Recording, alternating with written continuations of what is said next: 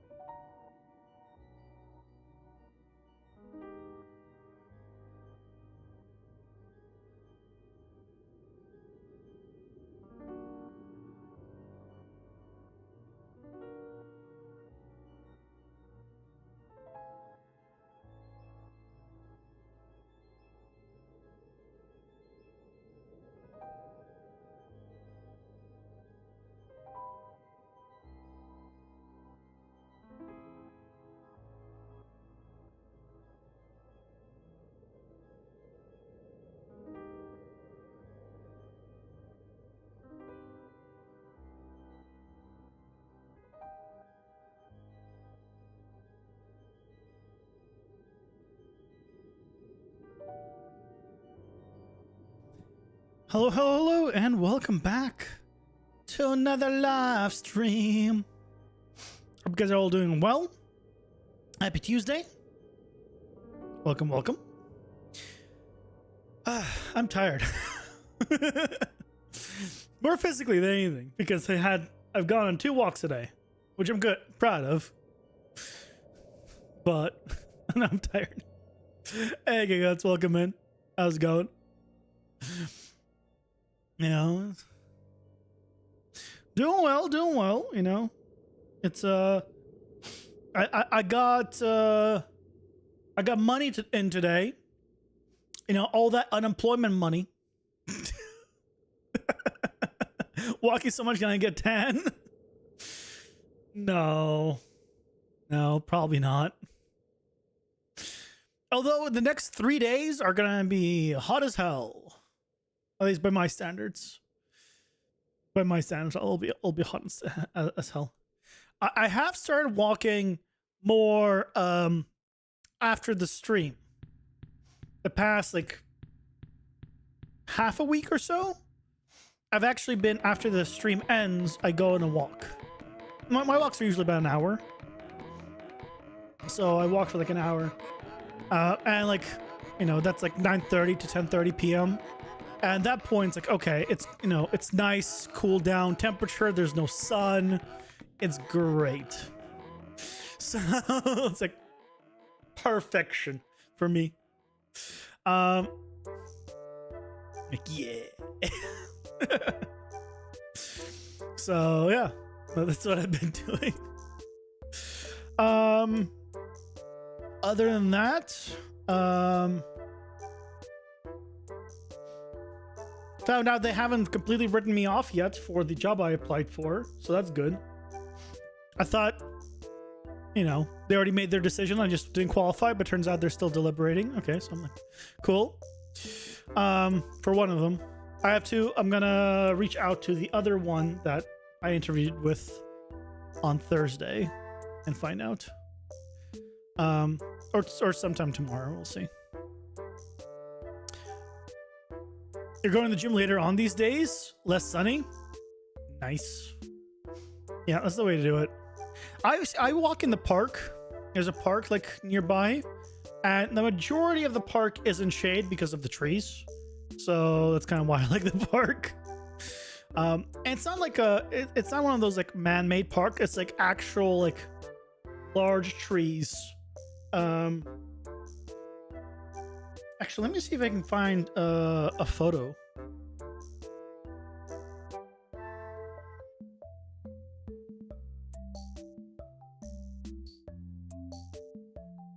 Let me see, because I have lots of photos. Oh, you want to see? I can also show a. At one point, there was like a storm here, and basically one of the trees got knocked down entirely.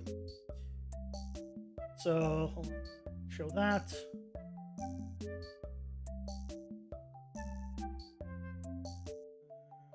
Give me a moment as I pull things up.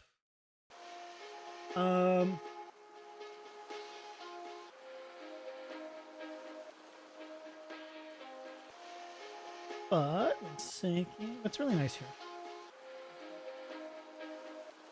There's the nice park photos.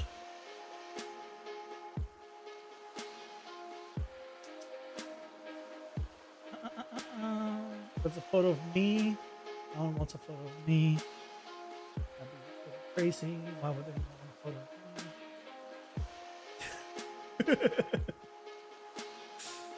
of me? Oh, can I not like load up? I can't go back that far.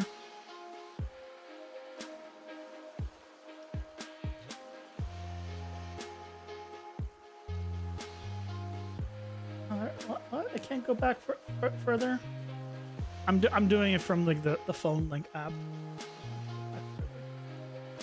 but I couldn't. It's from the park.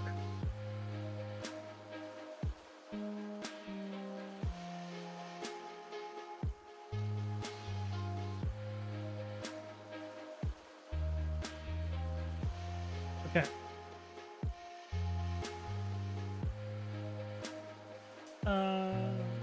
Yeah.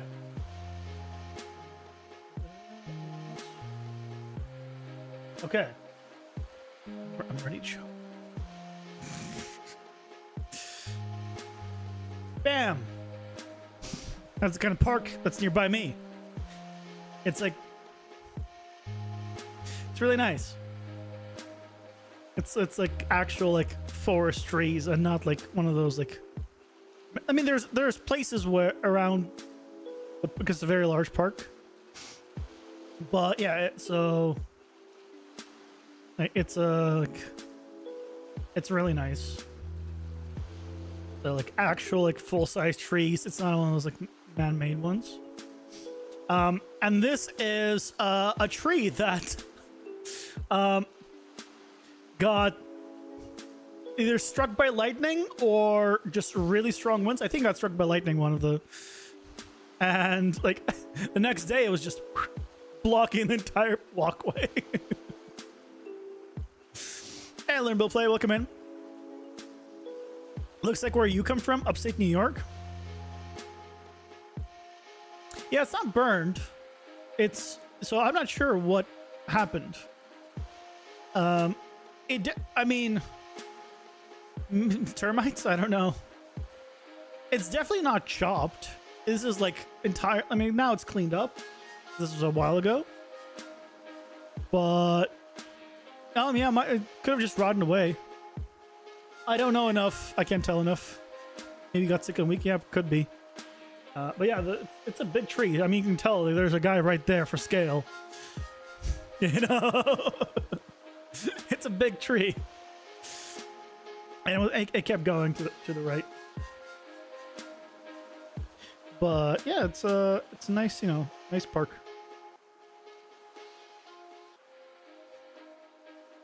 Again, so that's where I typically walk, except at night. At night, obviously, there's no lights, so I don't go in the park. I basically walk around the large block.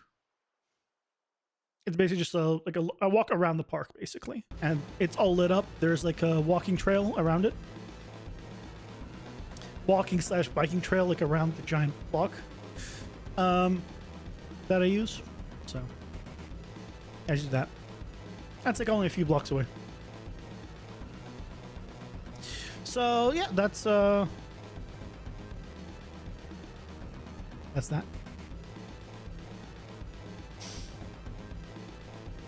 So that's my thing.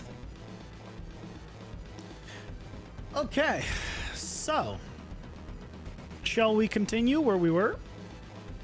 Yesterday we made a big breakthrough, which was awesome.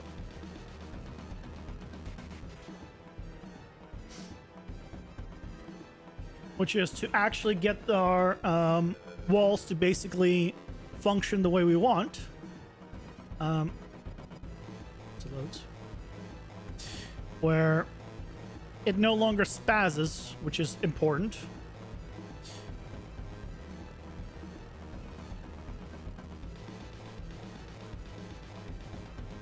Now, I want to probably tweak a few other settings right now, but the main thing is, right, it's not spazzing anymore.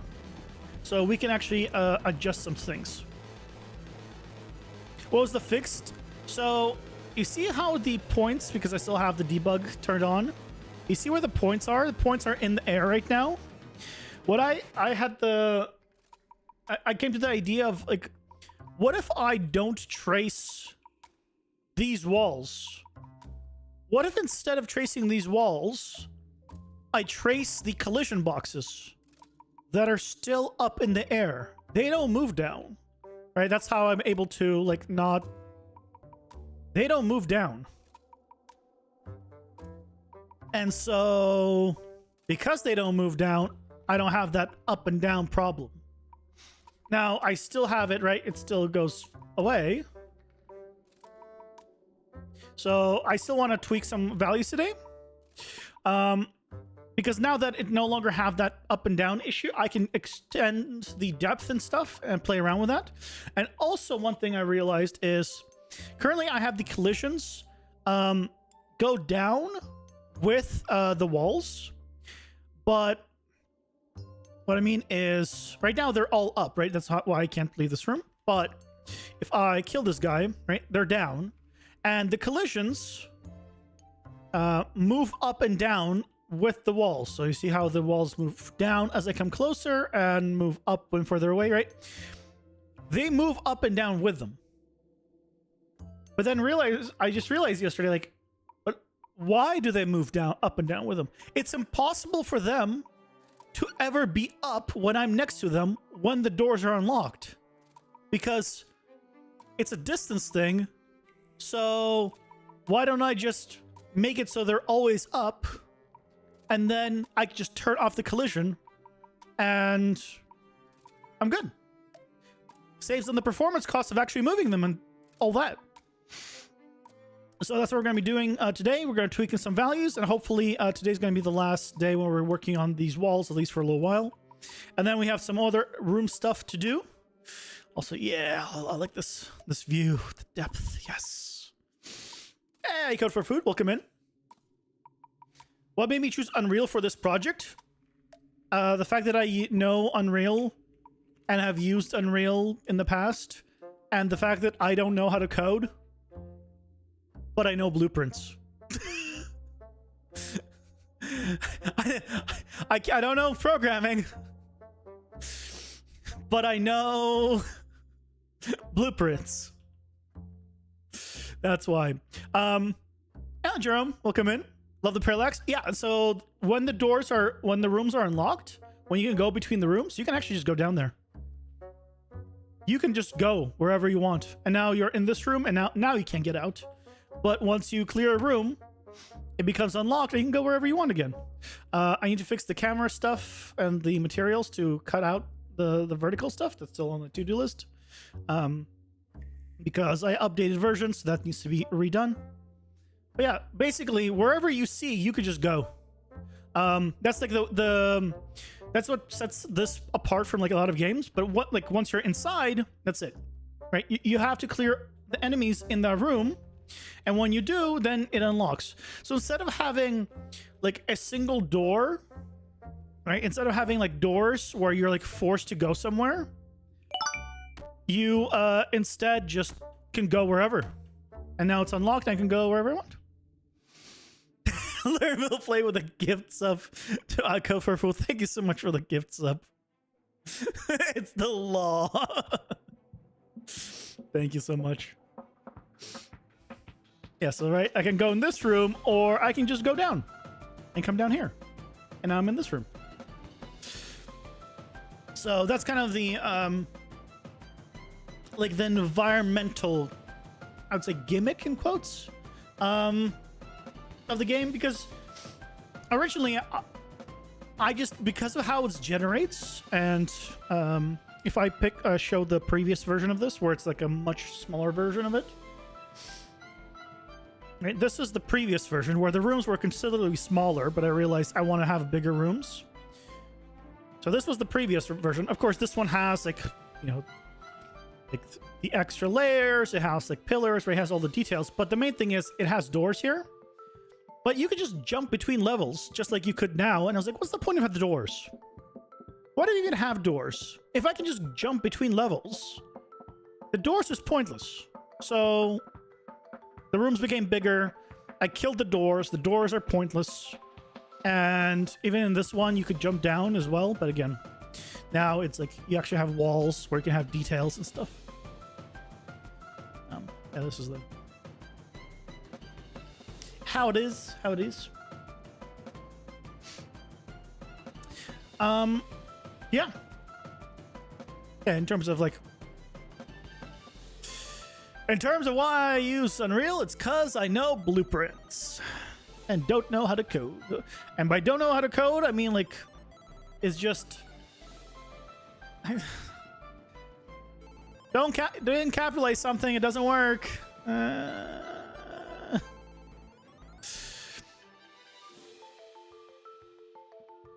you plan to have you have a plan for getting up if you where you don't have to have a huge amount of backtracking if you jump down? So yes. So there is currently the way the game works is it's like Binding of Isaac, where you get power-ups, and here's like a bunch of them, and they're like cards where I might put in like a full deck building thing, but some of the things I'm gonna add in are like jump boost, like high jump, so you can just jump up, and then I might add some like other ways of like allowing you to like come back. Maybe I'll add like a teleporter where you can like drop down an item somewhere, and then after a certain amount of time, like, or when you like press a button, assuming you've cleared the room, you can teleport back to it. Like I can add in like a whole sorts of stuff like that to come back up. But eventually the actual gameplay loop will be you starting on top, and your boss is always going to be at the bottom. So your direction to go will always be go down towards the boss. But a few of the rooms will have the power-ups that will be dropped. So you're motivated to explore, but you don't have to. You can just say, I don't want any power-ups, and I can just go fight the boss because I feel really good, and I'm just, you know, that good of a player. And I just go right to the boss, and ta-da! No power-ups, you just jump down to the boss. So yeah, there'll be ways of doing it. Increase speeds and stuff like that as well. Increase jump height. So I'll make sure to like have ways of doing it, because it's definitely like on the list. It's not all implemented yet, but definitely. Yeah, and as people said, the speedrunners are probably gonna love this, right? And the main thing, right there, is how you just see this depth, right? You just see down there, and like, okay, well, you know, yeah, I could go in this room right next to me, or I could just go down to this room, and now I'm in this room, right? And then I'm in this room. Now I gotta clear it, and then when I do, I can continue on. So, obviously, these are bare rooms right now with no enemies, and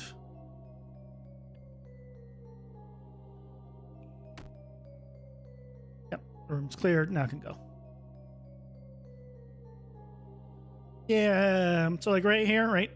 Just jump up here.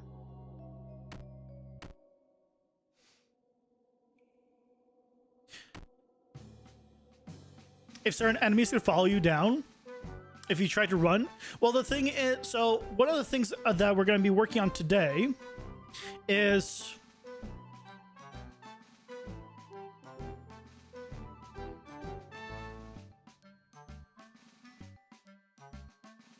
excuse me.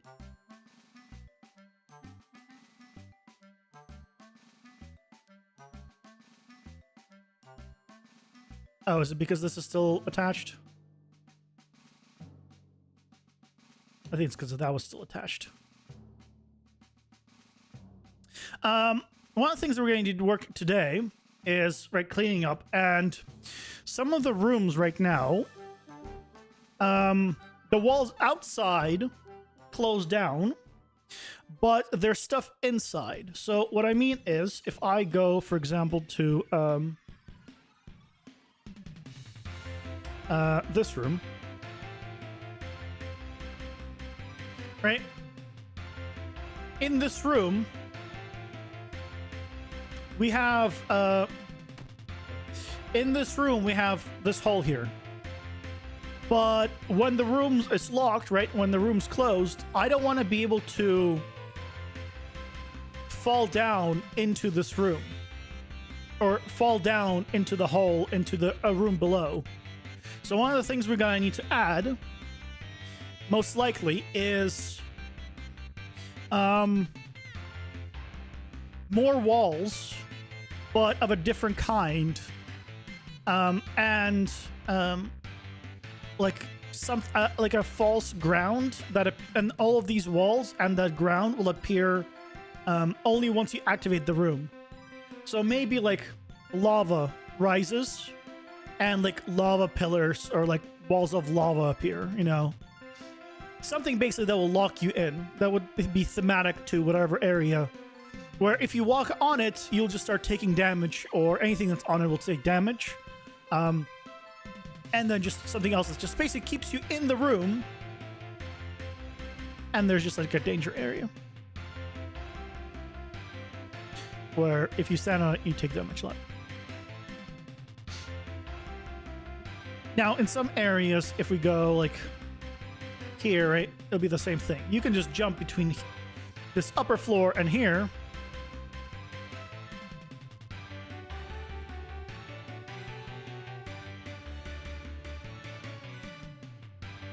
Oh, not quite.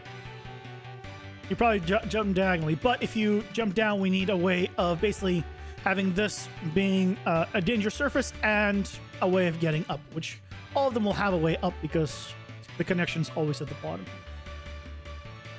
So I'll be also doing that today. But let's go ahead and fix up the walls first, because if we go here, no, not here. You.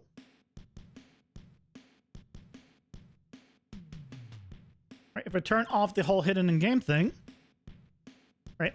You see how they're lowered? There's no point for them to be lowered. We just leave them up. We basically leave them up in this position. Sorry about the flickering. And then we'll be fine. So let's do that. To do that, basically, it's a matter of removing a lot of functionality, which is nice. Because basically we don't need all of this. We don't need this whole section here. We don't need that whole section. We don't need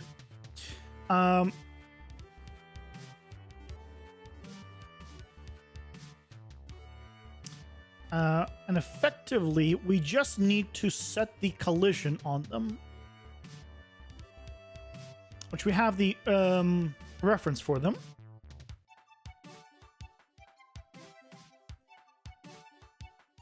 We don't need you as well. Okay.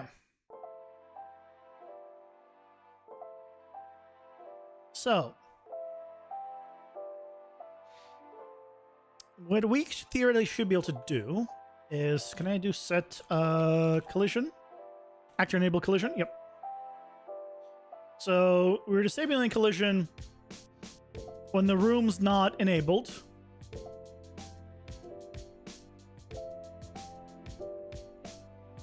Enabling the collision when the room is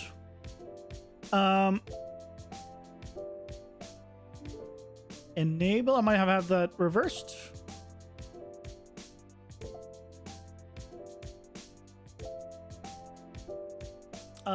It's okay. There's a section. Oh, here. Detach you. Okay, so we still have this, and yeah, so that stops us. But it shouldn't right now. And if I activate it, deactivate it, it shouldn't stop us right now.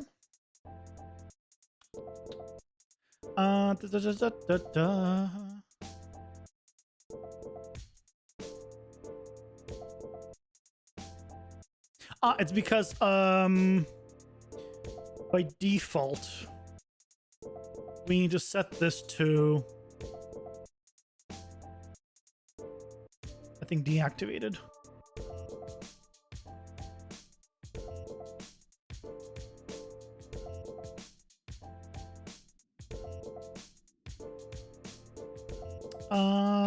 No. I might need to get the component, the actual static mesh component of this, and set the collision on that. Get component by class,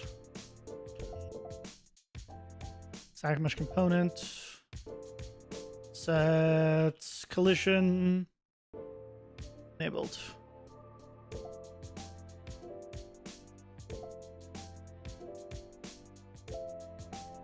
No collision.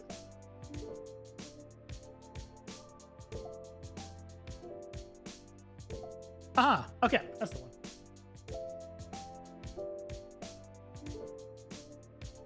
So we have to modify the component, which is fine. So grab you. So we want collision enabled here.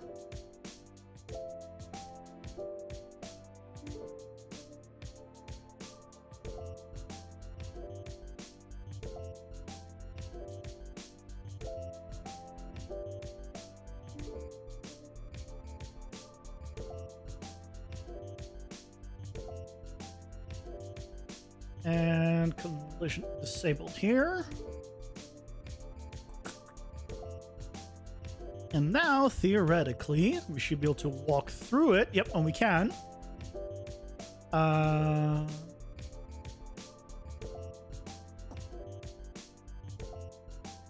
When I went back through it, it re-enabled it, so hold on.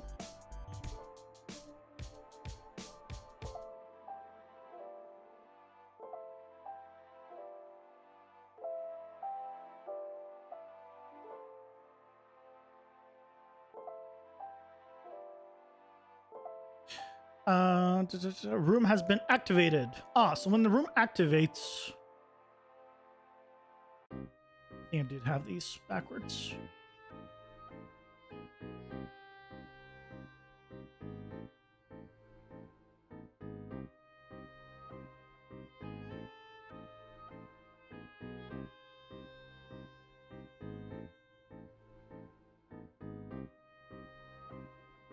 Okay, yep, I'm good.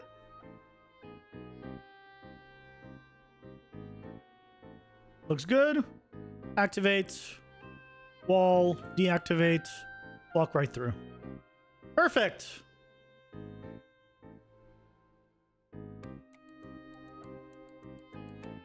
Look at that. Hit it again. So now we can actually just see it properly. So when the walls are down, we're good. When they come back up, We're locked in.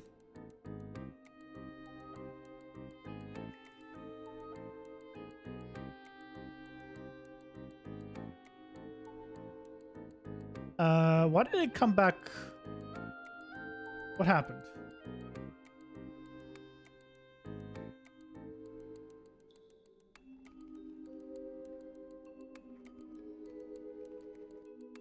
What just happened?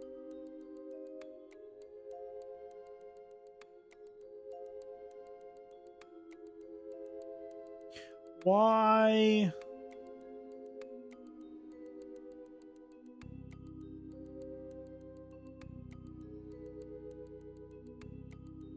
What did I break? What did I break?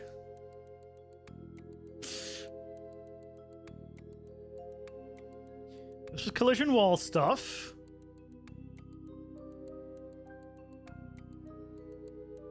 This is collision wall stuff.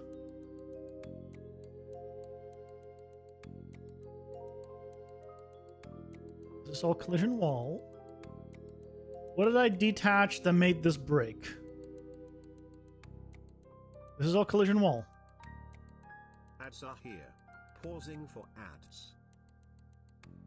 You've been asking the same thing for the past hour. What did you break?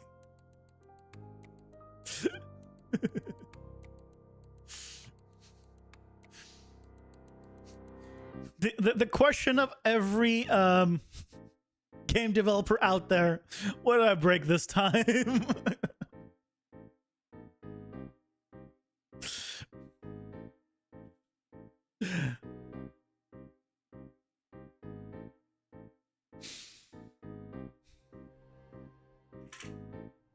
So, today's drink of choice is, yes, that lot, see?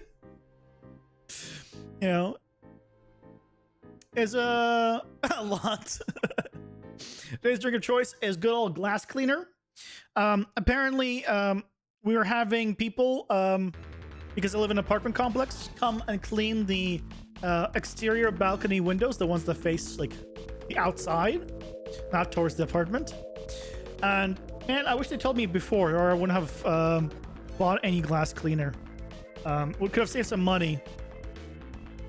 But you know, now that they're coming to clean it, I don't have a use for it.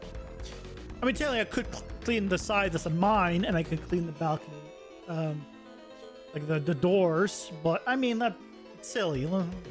I think drinking it is much better use of it.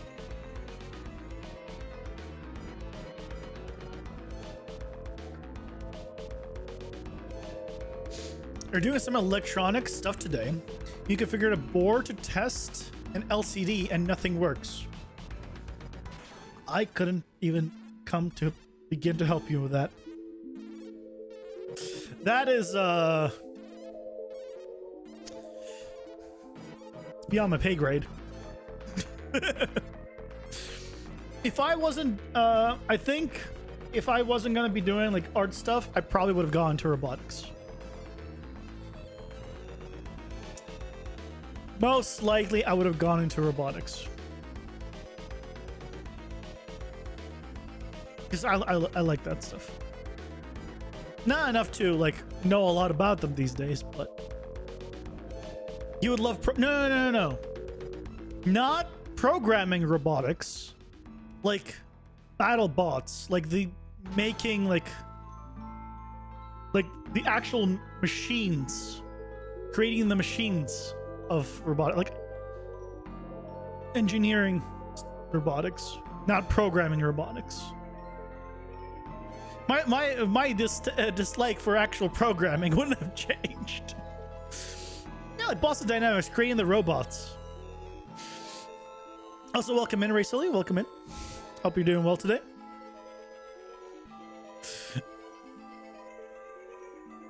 What do you mean? Don't you think they No, I know they program. It's just what I would enjoy is like creating the machines, not programming them. I probably have to, but I probably wouldn't. Yeah, like engineering. Yeah. So what's going on? Oh, I know what's going on. Whoops. I'm setting the wall collisions to no collision. I need to make sure they're still querying. Query only. Otherwise, I can't.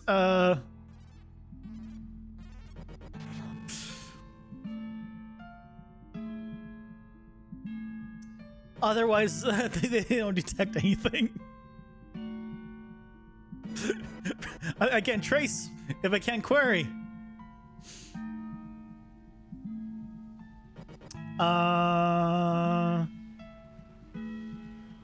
Okay, can I please? Okay, why am I locked in though? Why am I locked in? Let me out!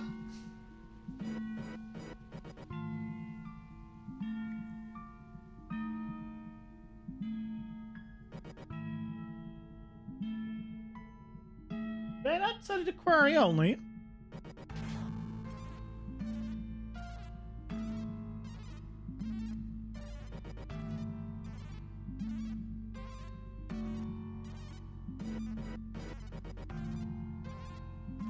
Or do we need probe only?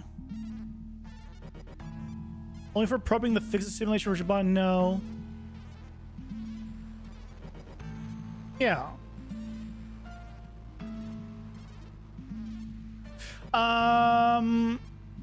But you know what? Better solution. Set collision response to channel. This is all we need. Why I don't. Why am I making this more difficult than I am? Ignore.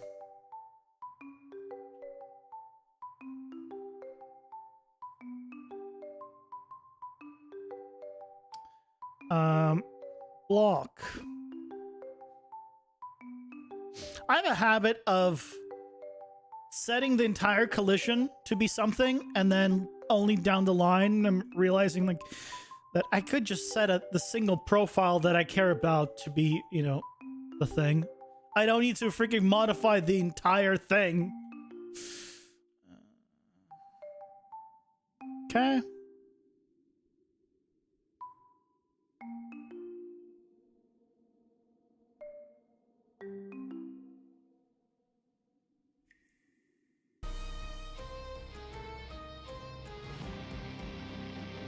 I have them.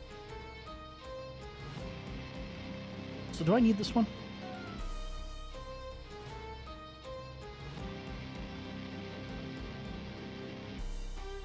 Yes.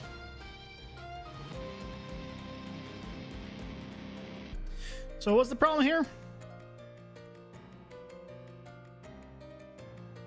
Room activated. Raise the walls. We're set to block.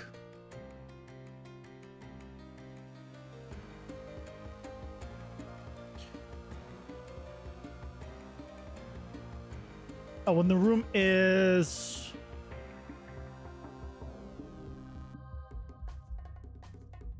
activated. It should be block.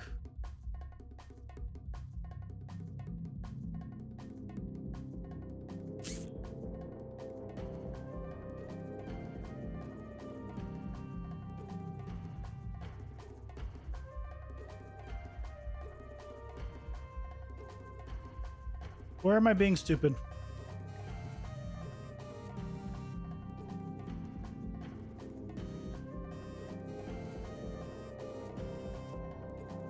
Oh, room enabled. Raise walls. Block, yeah.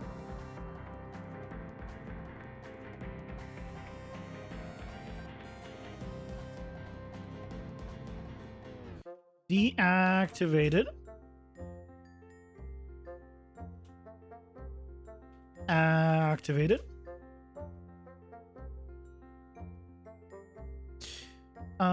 This is only in begin play.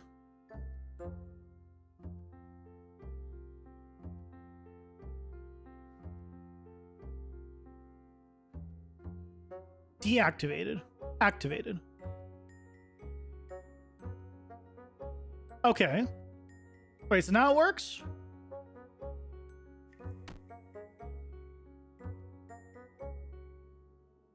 Is it one of those like where I just needed to deactivate it?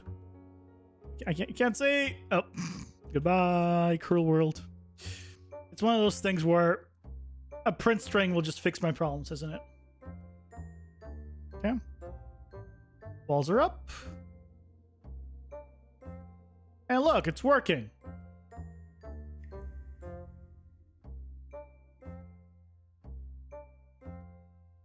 When print strings just fix your problems, you know? Print strings just fix your problems. Okay.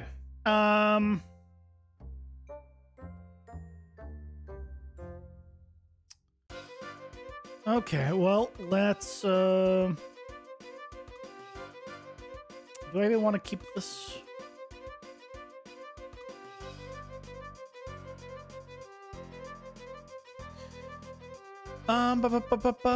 Do I keep this or just delete it? Probably just delete it. I really don't think I'm never gonna use this in the future, but I think for now I will move it. No, I'll move it, and then in case I do end up using it or needing it for some reason. Do you guys have this bug ever where it won't let you grab when you have a comment inside of a comment? As you just saw. Is it just me? Probably not.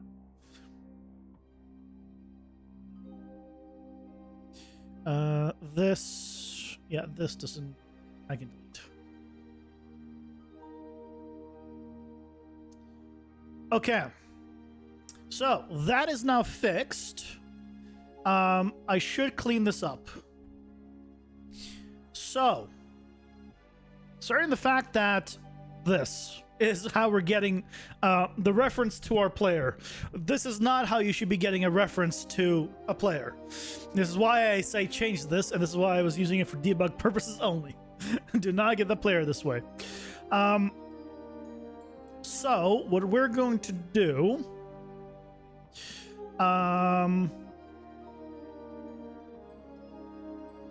we should be able to get it from the game mode.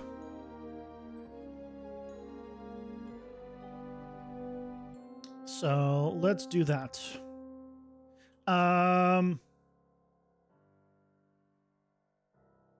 What do you mimic? What do you mimic? A person? A bird? I'm not sure what the question is.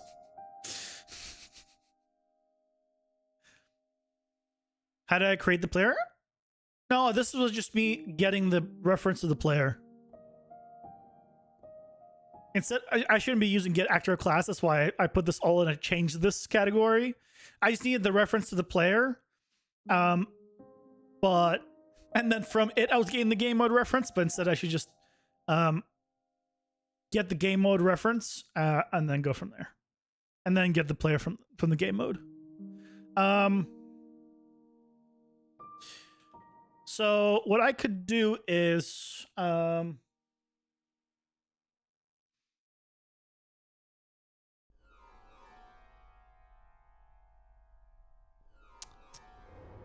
was thinking, is there a way of me getting this information without casting the game mode in every single one of these?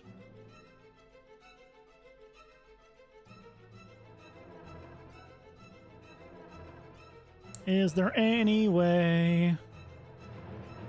I don't think there is. I think I just need to cast to the game mode. Well, I'm trying to get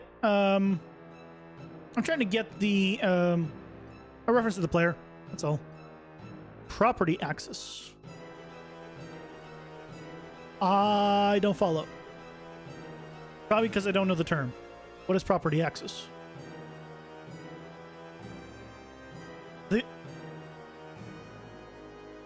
And what I could do is new thing in 5.4. What is this? 5.4 property access. instead of casting or interfaces. What is this? I know that we're talking about potentially you know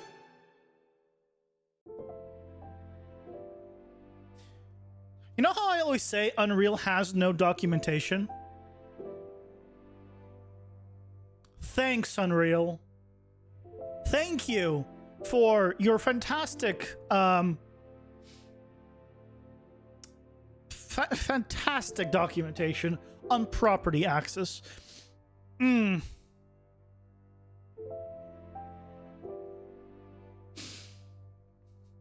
Hello, shy Asian guy. Welcome in. What do you call Mickey Mouse without a mouse? Mickey?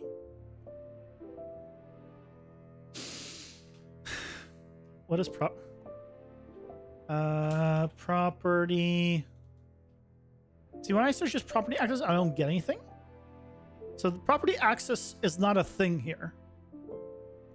I'm in 5.4.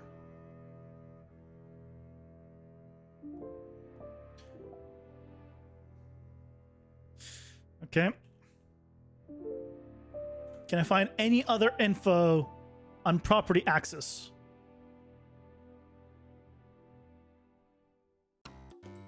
You'll post a link in Discord? I appreciate it. Oh, I think I found it.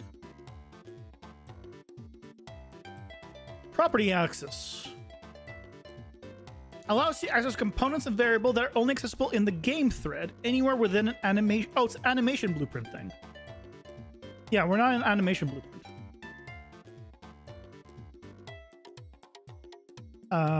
This is under 5.4. Yeah, we can't act. We're not in an animation blueprint.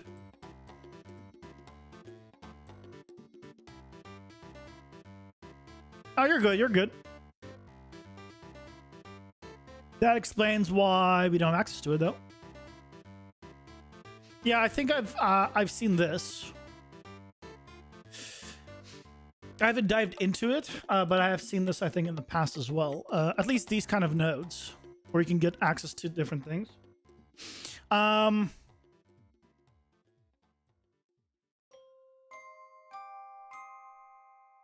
can't you get player? I mean,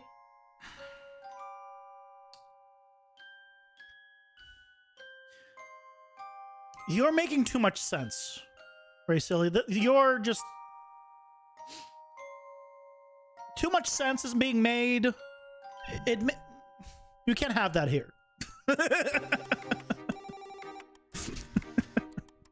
Hey, Norman Lambs, welcome in. Don't ask me why I can do that.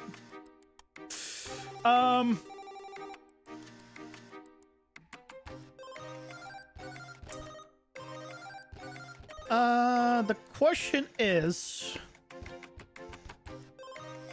do I need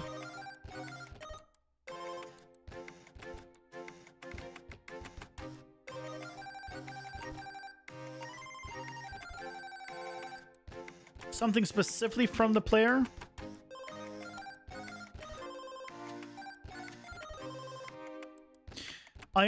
The only thing I wanted from the player was the game mode reference.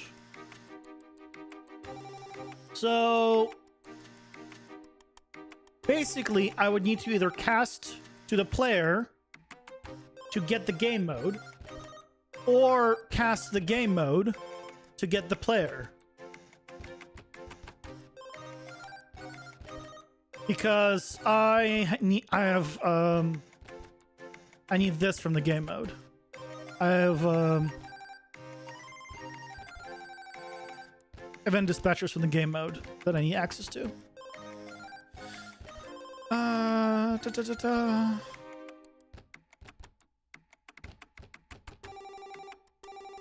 Is there a way of bypassing the cast?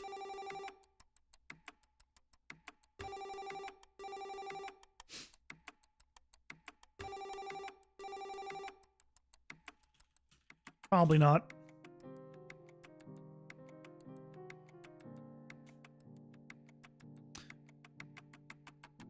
Yeah, so I have to cast the game mode. If I'm casting the game mode, I'll get the player reference there. Get player reference. Convert to validated get. If it is not valid, sorry, if it is valid, just set it. If it's not valid, bind event to player spawned.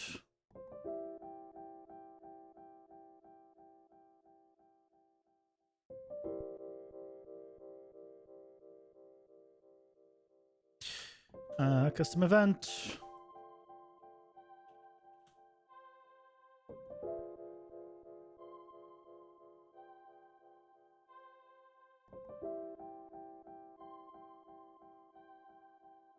Oh, and I need to just set this as a variable.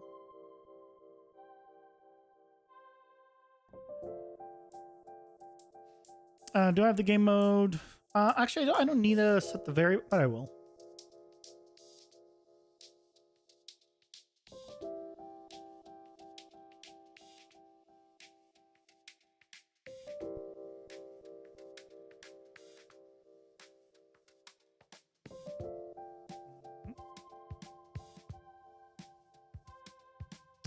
Get player reference. There you go. Interface, I mean, it's gonna do the same thing. Combine all the logic into one blueprint. Yeah, I'll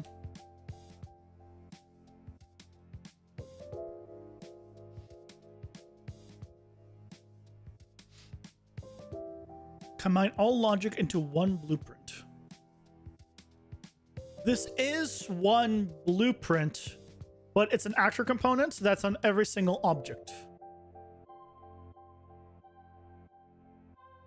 So every object needs to know the game mode information individually and needs to know the player.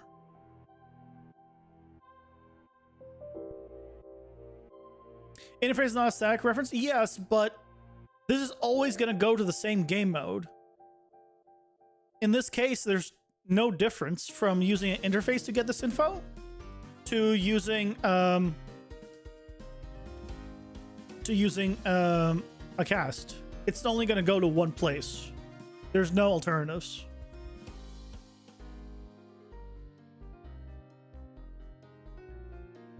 No, all the logic? I think I'm not following.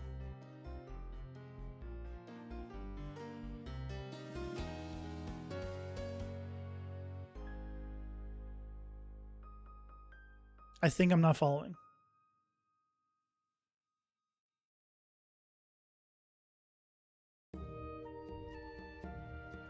Kill all of you. So it's valid. Come here.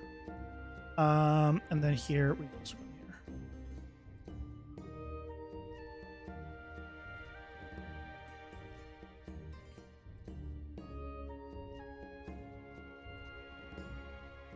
Read with sarcasm. Oh, okay. I love sarcasm, but I'm really bad at getting sarcasm through text. Just telling you just outright now. If I was to know it's sarcasm, I love it. But I'm just really bad about sarcasm over text.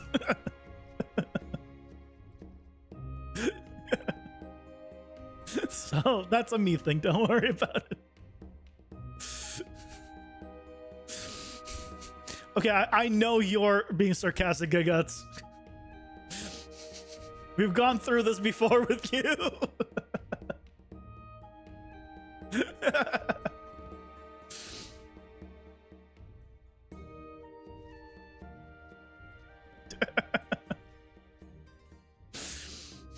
Don't really me. Okay, I'm going to just set it to ignore by default.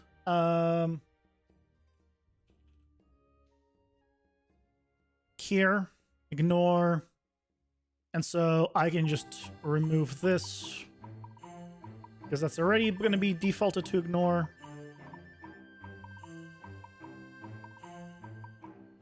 Get player and game mode. Dispatchers.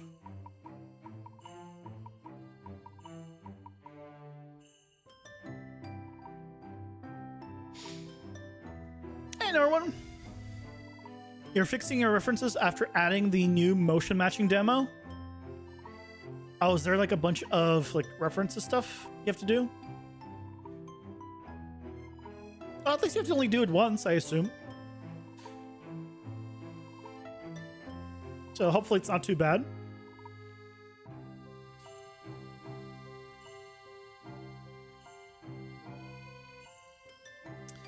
Okay. Another thing I want to fix here is I'm reusing a lot of things and it could just be made into a function. So what can we put into a function? This is original location, get owner.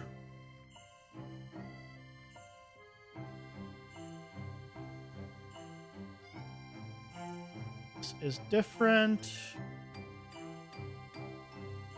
This is different.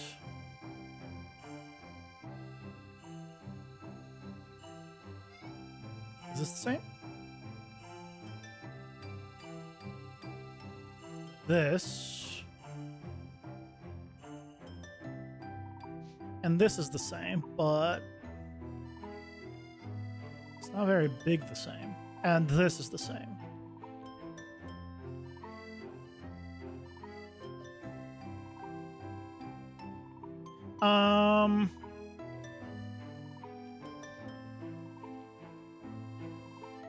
I can swap it out here, swap it out here.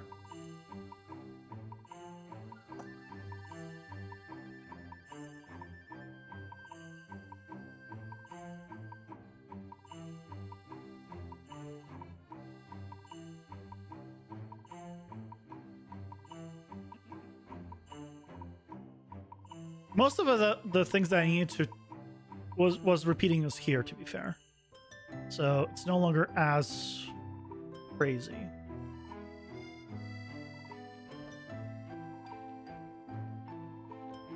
Is this the same? This area, I think, is the same as here. 2.9981. Yes. So this is the same as this. Okay. Let's start collapsing some stuff. Your main character is casted a lot. So when when you need to do like get references to like something, see if you can put it somewhere that you always have access to potentially.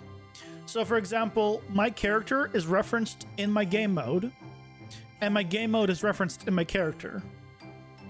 So I can always get my character reference from the game mode. All right, so right here, right, I basically can check if it's valid. If it's not, I wait for it, because the way it's set up in my game mode is it basically waits for my player to spawn, and if I go here, no, here. Basically, when my dungeon is ready, right, and it does the spawning setup for it, I do an event dispatcher. I call it. So basically, using the event dispatcher, I'm able to say, okay, the player has spawned. Let's go ahead and activate it. Let's say yes. And once that happens, right, then I know the player reference is there, because after this is done, after this has been called, in the player, I have him set some variables in the game mode. So I cast from the player to the game mode, and I set the player reference. And I know that the player has spawned because I can check on this. And basically, I check on this, and then wait a single frame. Oh, I need to wait a frame. Hold on. Delay until next tick. Good thing I was explaining that because I forgot the extra tick. And then I know that I should have the reference to him because the player has set it.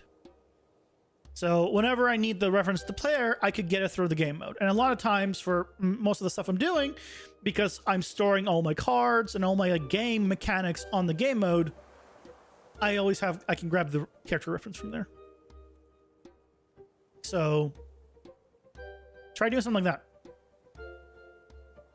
You'll still need to get the reference, but depending on how you do it, it might be easier.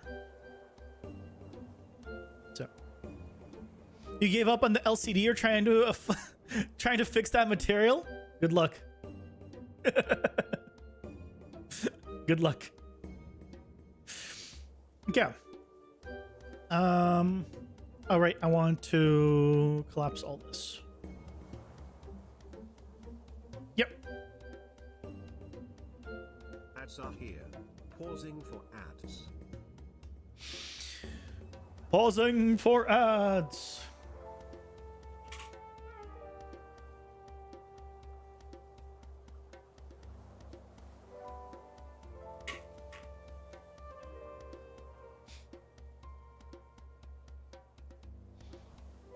I'm kind of afraid of the ground that we're going to spawn in when we load the level and all that.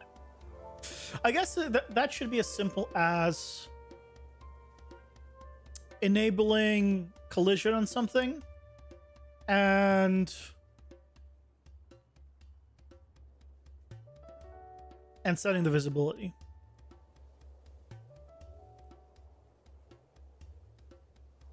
Hey Bruno, welcome in. Do I know any good like tutorials on how to build AI behavior? Yeah. There's a guy that I followed online who's great for that.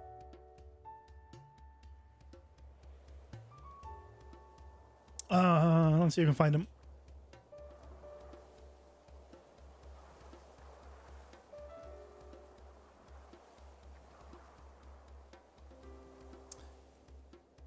Yeah. This. I'll wait for the ads to finish so everyone can see it. But yeah, I got. You use PCG mesh or landscape for procedural land? Landscape. Because when you're doing like a large scale environment, you do landscape. And then you place meshes on top of it.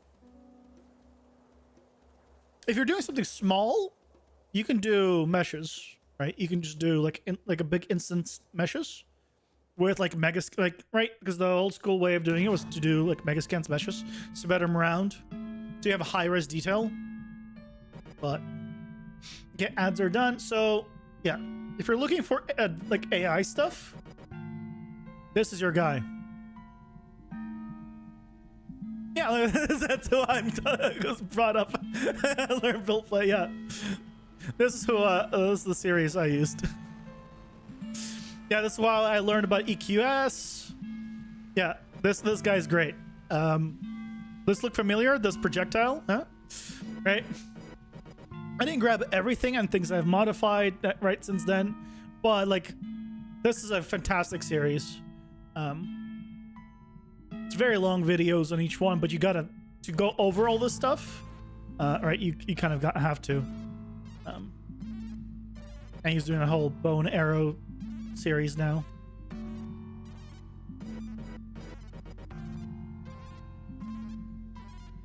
Yep. Very good. This series right here. He has a playlist for it. Here it is. Just search UEFI Advanced AI, basically, and you'll find it.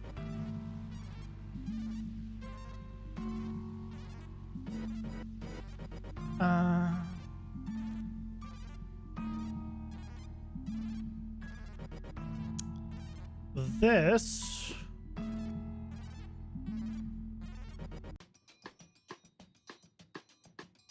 Okay, this is movement offset. Types of function. Calculate movement down offset. Your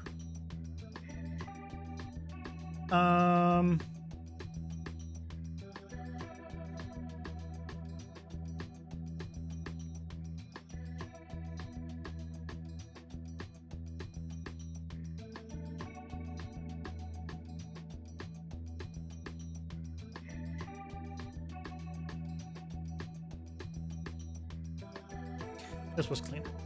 And now I can replace it here. Kill all of you.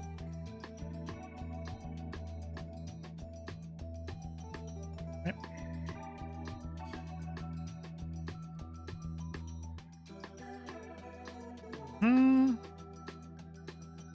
And just in case, it should always be valid, but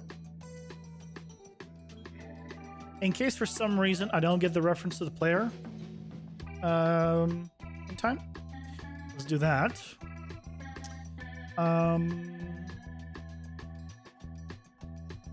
Then we have this, which is reused because the target is always different.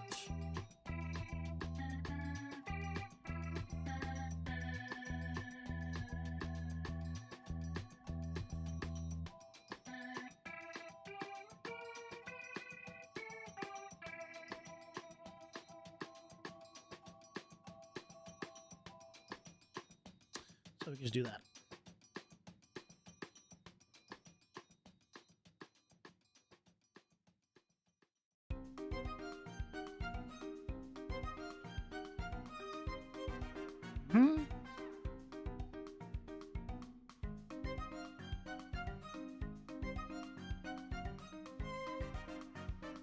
Yeah, clean it all up.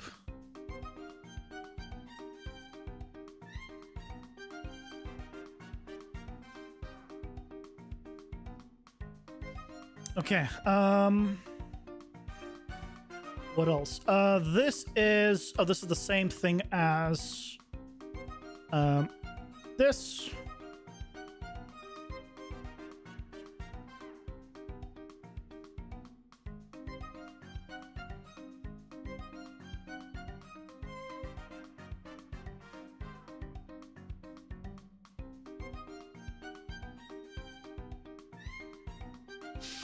Is there a good tutorial on C++ terrain generation with landscapes? That one I wouldn't be able to help you with. That one, unfortunately, maybe someone in chat knows. But I do not.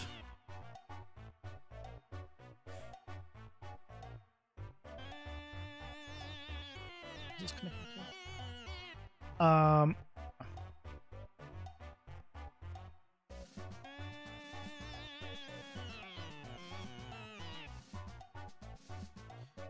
You.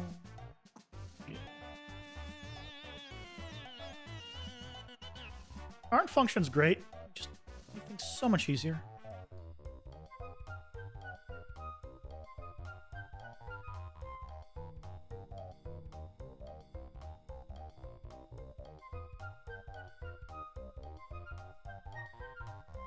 Okay. Yeah, let's just clean this up now.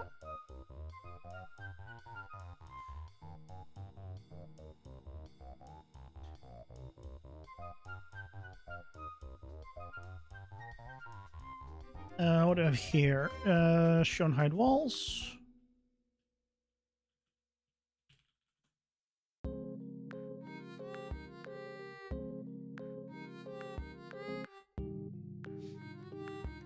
You're writing C++ to ranging with procedural mesh and PCG. That's really impressive. Because I wouldn't even know where to begin. So, bravo.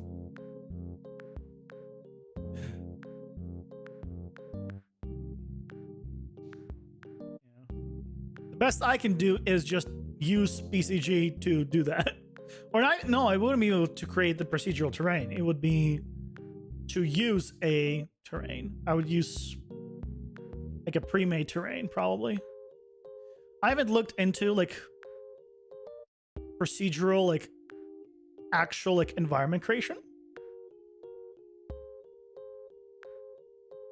Because actually procedural like environments, like there's a few tutorials on YouTube to create like a Minecraft style right biomes and stuff. But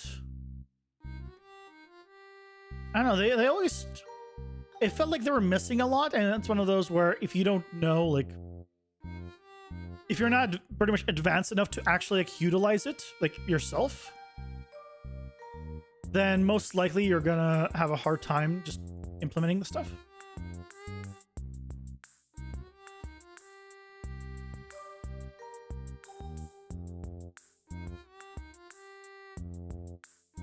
But you seem quite capable of that, so I believe in you.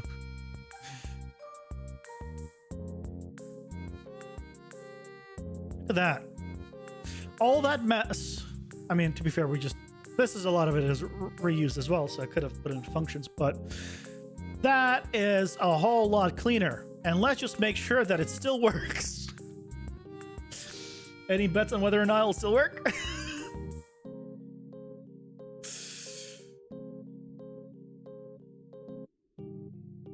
Yeah, it still works.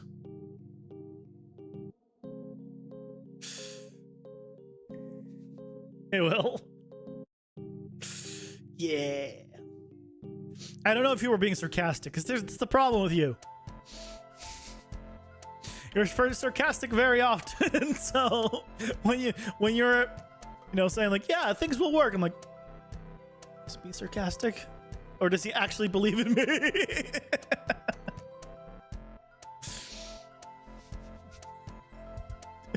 You are.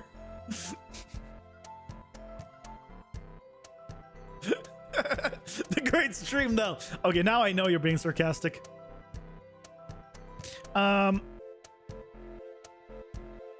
Wait, this is not supposed to be 0.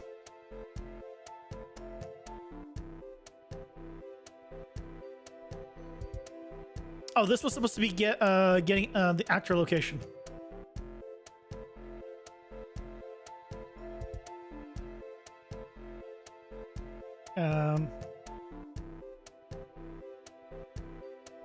Get actor location.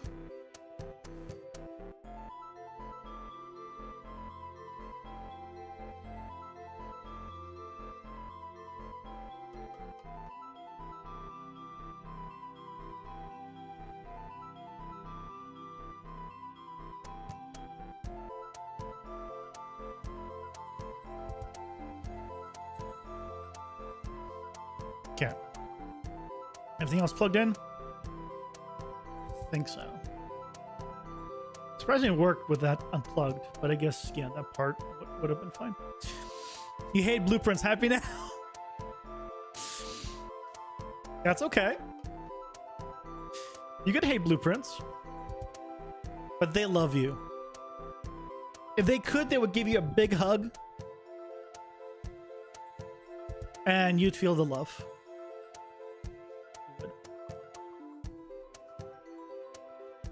Okay, we can actually expand this now, theoretically, because we're no longer clipping. Marcus. So if I did this,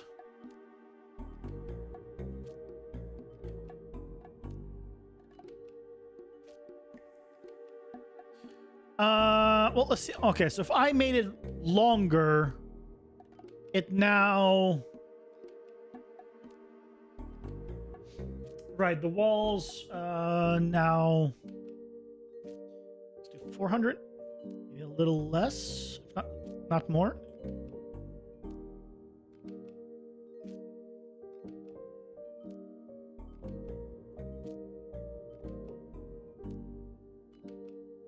Yeah, that's better. And do we want it wider? I need a better viewpoint. Come on, give me one from above. Okay, here we go. No, I think width-wise, I think it's fine.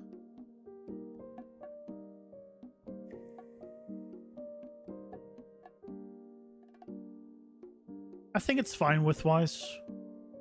I'd love for these walls to not go down as they do, right? But I have no way of filtering them out. No way that kind of like makes sense to me. Unfortunately. So we'll stick with them not being filtered out in the meat for now. I could try just a little bit wider just to see how it is.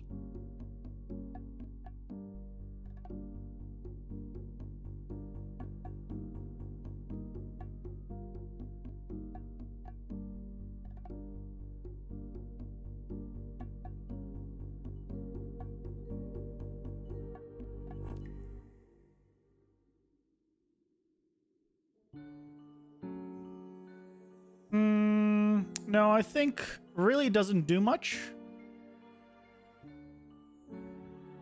So we do need the little bit. Oh, actually, there's going to be stuff in the corner, so you wouldn't be able to go that far. You'd probably go only here, the closest. I need to just modify the actual environments to accommodate that, so that's fine.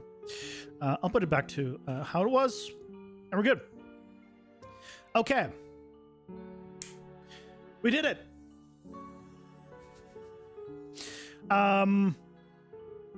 The only other thing I wanted to potentially play with is the distance.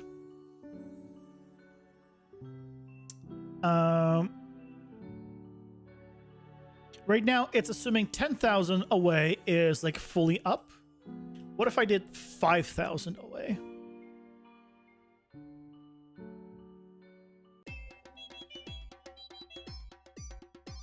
So things would just be higher up in general, as you can see.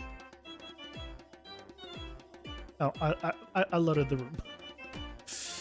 So, right. So things just in the distance are now just higher up. So they're moving a lot more because the distance there is like at 5,000. Basically, it's at max distance instead of 10,000. So they're higher up.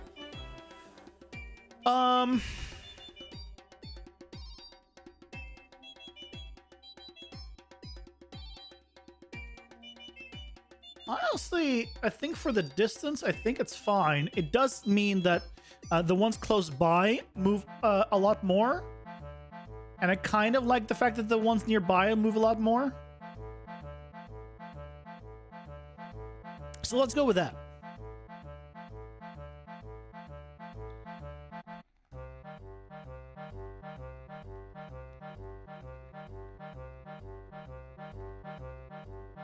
So here we are jumping into an entirely different room because we shouldn't be able to.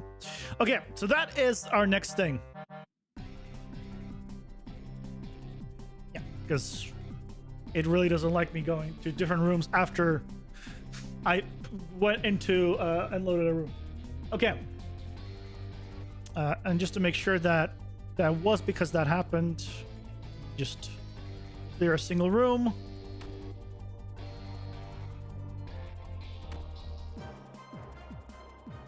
One here, another one. Escape. Yep, no errors. Okay. So, what we basically need to figure out is in rooms. Well, this shouldn't have the walls here. This should have like walls here. Although this one could have. No, it should be flat. So, basically.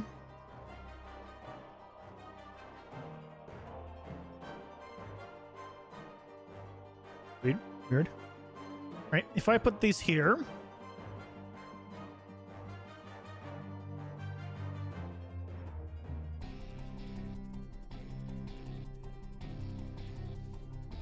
Right, so this area here, we can right now fall through.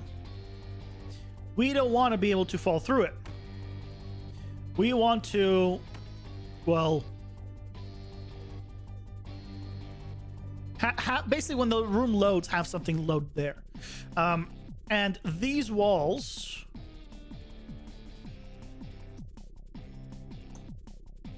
let's make this one shorter.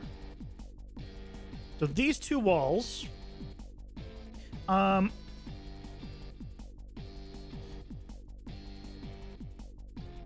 red.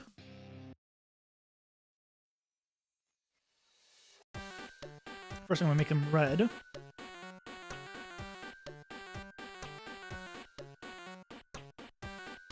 Okay. We want them to be invisible until I enter the room. And the floor here to also be not only invisible, but effectively do damage to you, right, when you like walk onto it.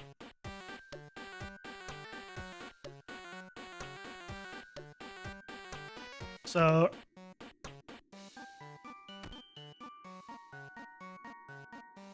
and you should be able to get out of there. And it'll move up and down just the same as the other ones. But none of this should exist. So that way, when the room is not activated, right, when you're just exploring it and maybe you've cleared it, or you're just like jumping through rooms, because you could jump between like all the rooms. I don't want anything to stop you here. So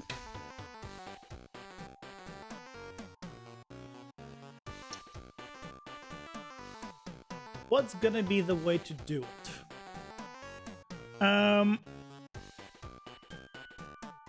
I think because I want to reuse the same functionality here as for these walls.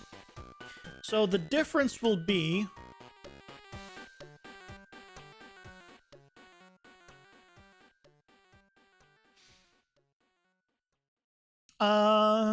for these the walls will just work, actually.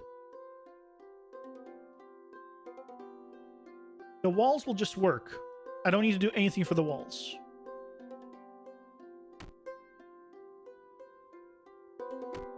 Right, because right now I can go through it. And now I can't. Yeah, so the walls automatically work. Don't need to do anything. So I guess I need to do something for the floor. So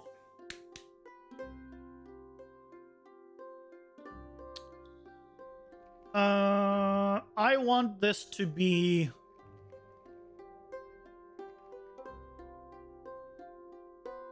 if I want this to be modular,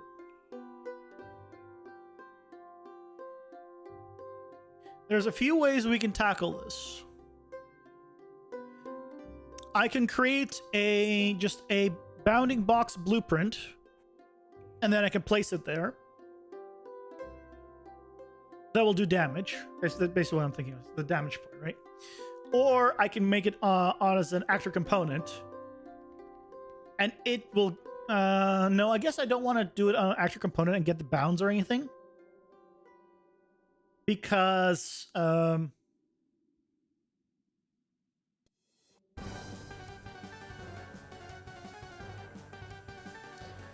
then I'm stuck with specifically like square shapes. I might want to have like a long strip and like a T section and whatever else. So I might not want to have like a specific shape, so I might need to use multiple. So I guess the damage part will be its own thing. We need like a damage over time zone. And we need probably just create another actor component that will or we could do it by tag. my tag we can do as well, which is to, because every room has the room manager, right? That surrounds it all. So I could have it check for a custom thing. Oh no, it checks for, right, when you do overlapping actors, it has to be of type. So I could check for actor, right, and it will get everything, and then check if it has the tag. Problem with that is, depending on how many things, right, it's in the room, it will go through a large list, or a large for loop, basically. If I did it with an actor component,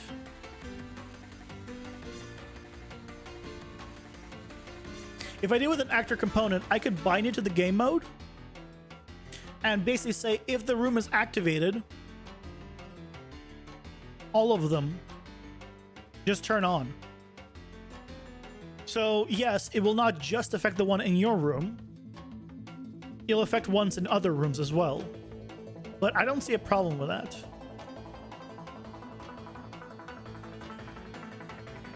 I'll tie it to whether the room is activated, basically. I think that's the better way of doing it. Because that way I don't have to do a giant loop for every single object in the entire area. So let's make another actor component.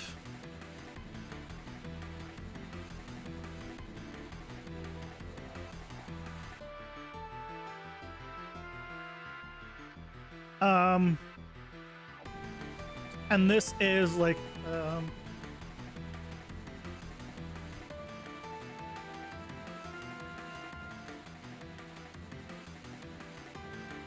hidden floors, I guess.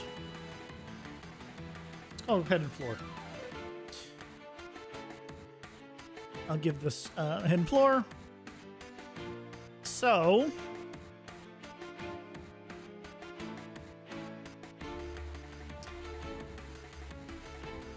on begin play, get owner,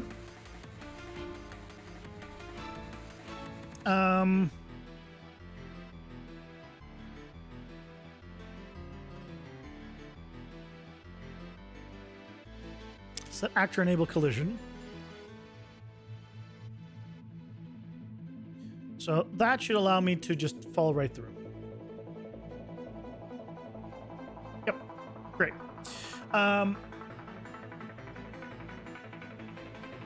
Set actor hidden game. Now, out of curiosity, do you guys know why I can't do set visibility? Because, right, visibility is like a root thing I can do for everything. But when you do the get owner, you can only do the hidden in game. I thought all things had the visible tag. So it's odd that I can't do visible by default. Or does it not everything have the visible by default? And only has the hidden game by default? Hidden, true. And now we need to game mode.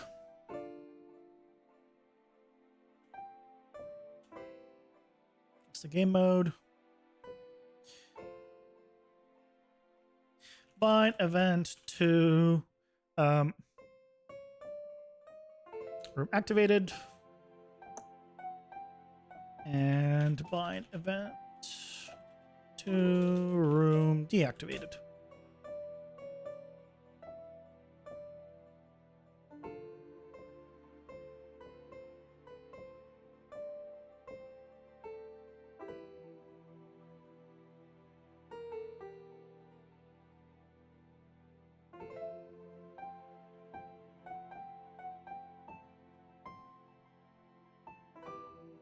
Okay.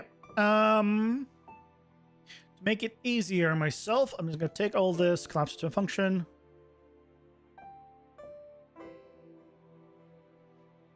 Set visibility and collision.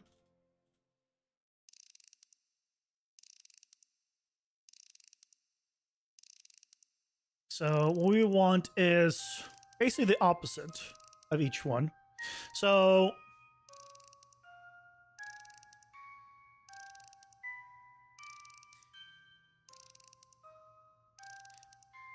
activated.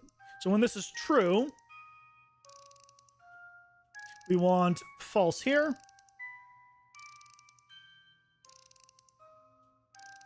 And true here. The opposite, and that should take care of that. Not sure about the visible thing. It's strange to not have it. Yeah, that's like it's not a big deal, right? Like it's said to be hidden in game. I found it odd that it doesn't have it. Guess it's the same result. As far as I know, when you're playing the game, I think it has the same result. The difference, though, on the visibility, I guess, is if you're not in game mode, then you could here. Pausing for see it.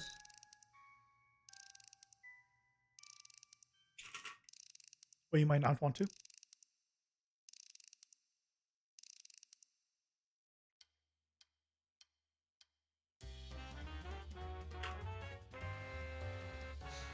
Yeah, I'm so glad that the wall is just going to work. Don't have to do anything. That's the beauty of freaking actor components. I can just put it in anything now. It's going to have the functionality. Blueprints, static meshes, whatever I want, it's going to work. Yes. I'm glad I decided to do with actor components. Whenever I'm basically designing like all this stuff right now, I'm just thinking like, okay, what if I have it a blueprint or a static mesh? I want it to work with both. Because I need to plan for the future, right? I might have blueprints, like blueprint stuff, or I might have static meshes. The only thing that I have not actually thought about is level instances or packed level actors. Can you have actor components in those? I've never actually tried or looked into it. Can level instances or packed level actors have actor components?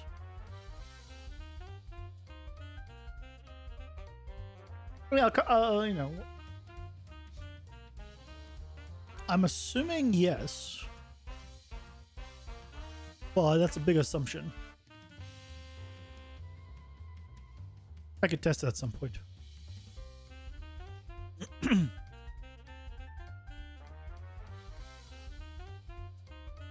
Okay. So now with this, so this becomes not activated by default. And now I just come here, activated, unactivated.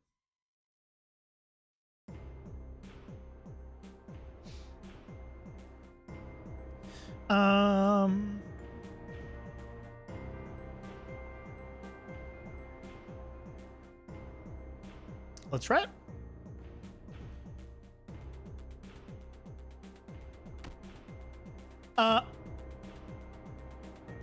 Did I get it reversed? I got it reversed.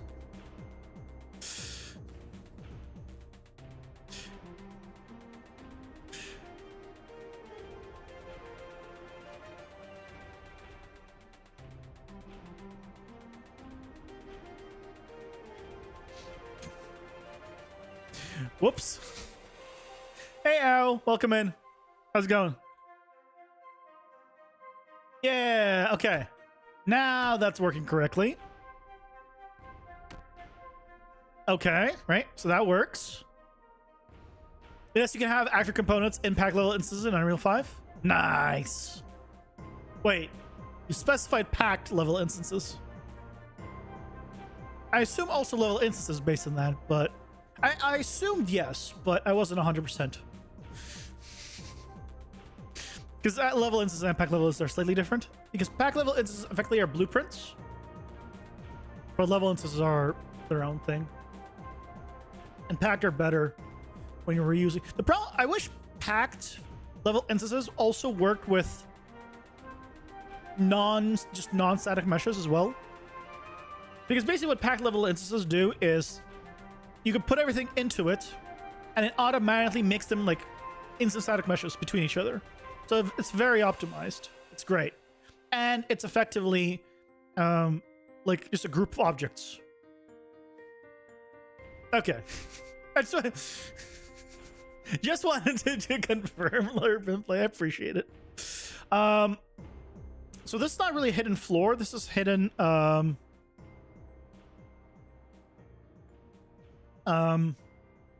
room sections. Because we can add these to the walls as well.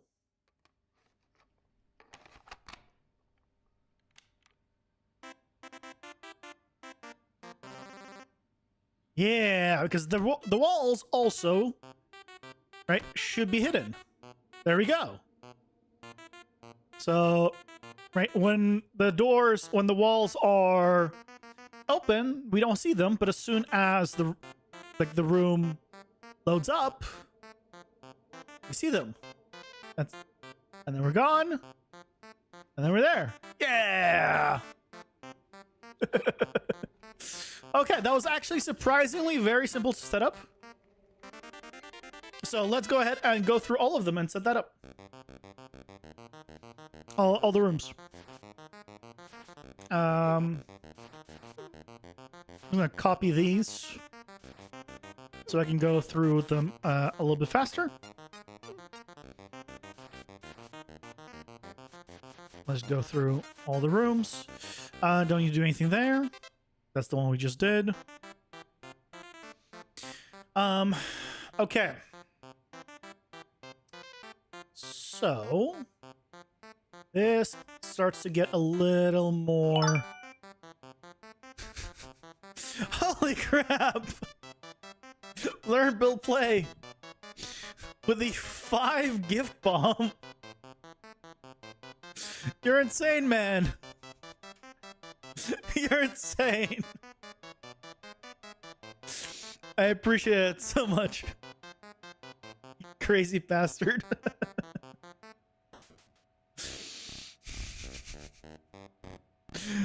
Thank you so much. It's the law. Yes, it is, it seems. One thing I realized is these are technically just slightly floating. So let's do that. I really appreciate it.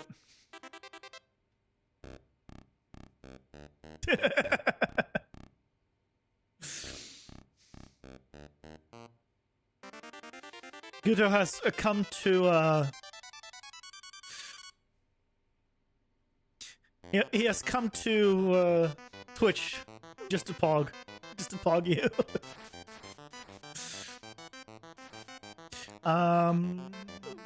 We don't really need multiple of these, so I could just put it across the entire thing. You had to? Yep. He's come to the dark side. You know the meme, like, come to the dark side, we have cookies. You know, I feel like that's basically what you're doing. Like, yes, Twitch is the dark side. But wait, it's cookies. I mean, come on. I can say no, there's cookies.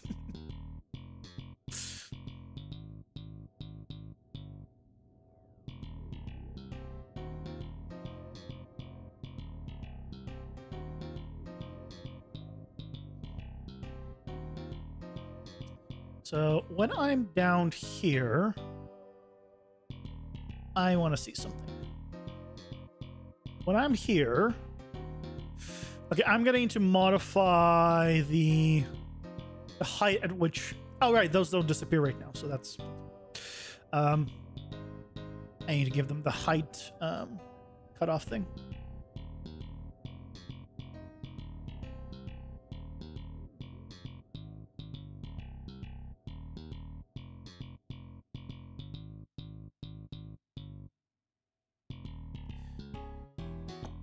Without a hitbox, is there a way to detect, or like without a collision box, is there a way to detect a player is walking on certain surfaces?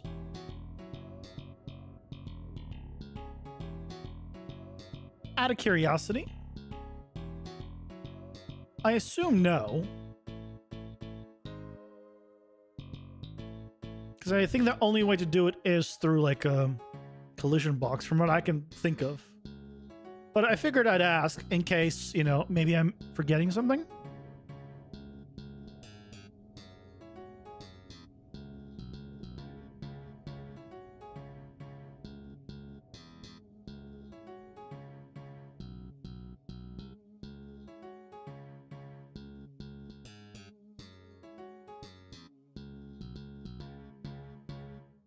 Okay. That should take care of that. So now...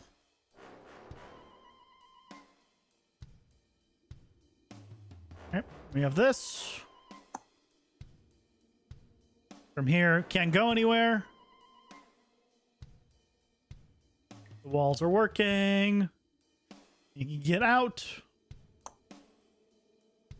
And we can unlock it and fall out. Yes! Trace is the only way you've done it before? Yeah. Yeah. I guess I'll do the I'll make a blueprint, just like an area blueprint. There's no custom shaped collision boxes, right? It's only like the sphere, box, etc. They come with it. You can't do like a custom shape. I don't think it matters. I mean, I can do multiple boxes or whatnot, so it's not like it's a big deal, but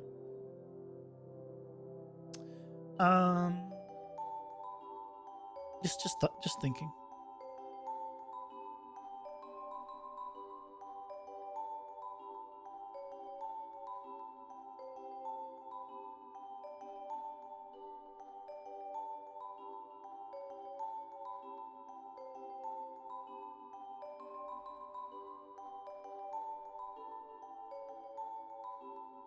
And yes, the reason I'm even thinking about this is because I'm lazy. I'm like, what if I didn't have to, didn't have to do, you know, this multiple times. By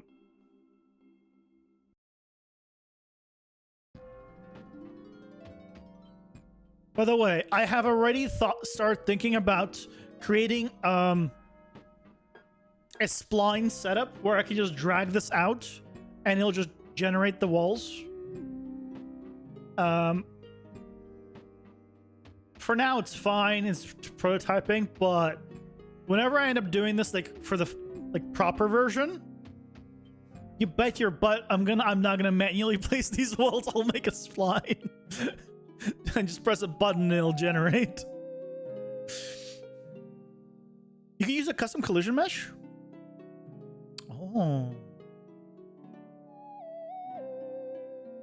Oh, but then it is that mesh. It's not a dynamic one you live modify. Because that wouldn't make sense.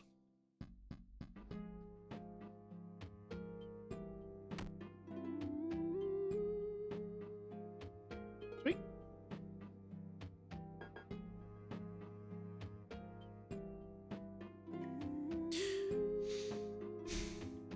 And while we're doing this, I'm curious if this was lava, or just like any kind of like surface where you both enemies and you take damage, how much damage would you want it doing? Like, would you want it to do like a percentage of your life, no matter what it is, for both you and enemies? Would you want it to be probably a percentage would make the most sense? Or would you want it to be like just a very high amount, but static?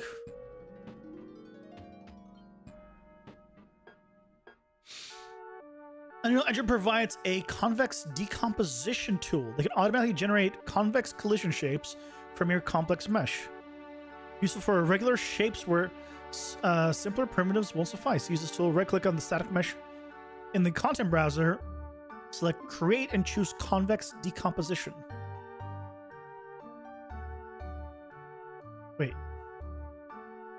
Right-click in your static mesh. In the so you convert a static mesh to it.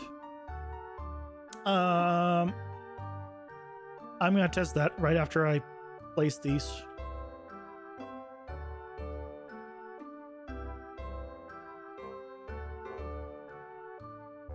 That sounds really cool, and I want to test it.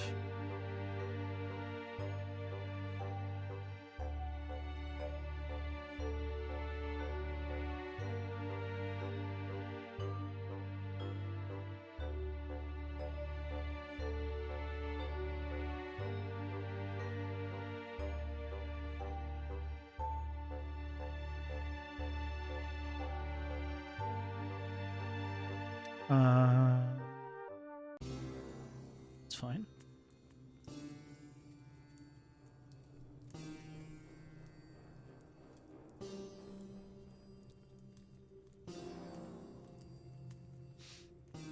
It's lava. It's going to hurt. The longer you stay in the lava, the higher the number gets.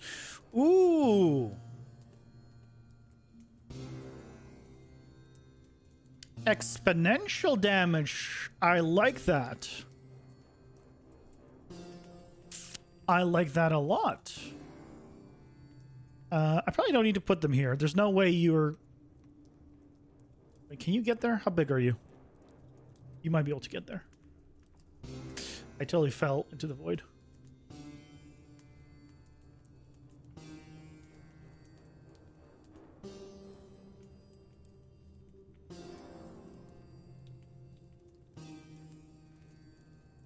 How tall are you? Oh, yeah, I'd be able to fit in there. Yep, we need to close that off.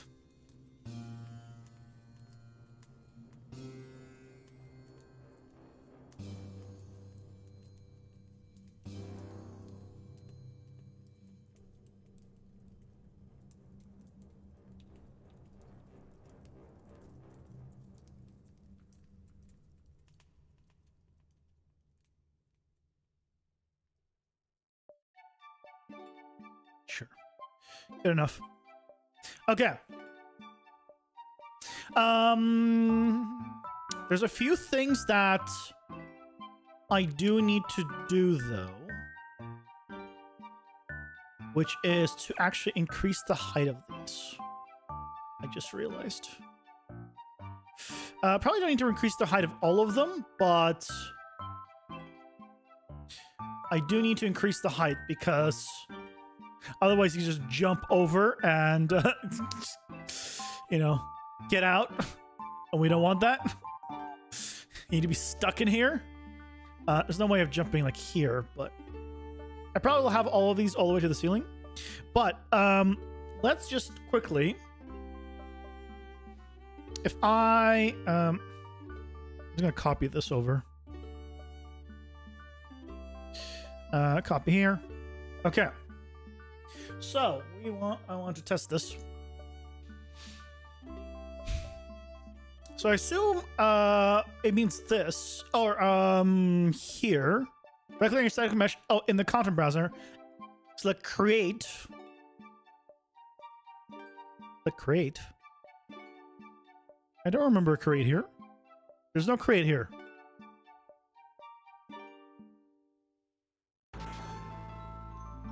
Am I blind? Asset actions?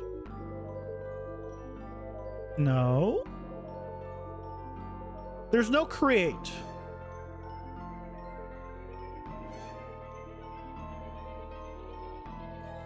And I don't think he meant here, because this is not the content browser.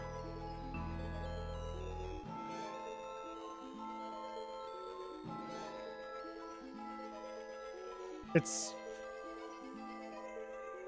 static mesh in the content browser. This is the content browser. This is static mesh. There's no create.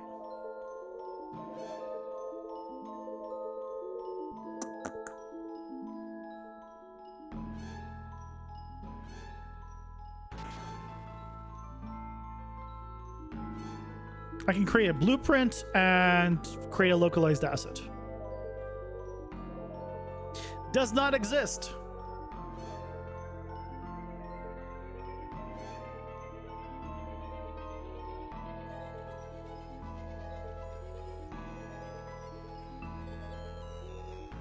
So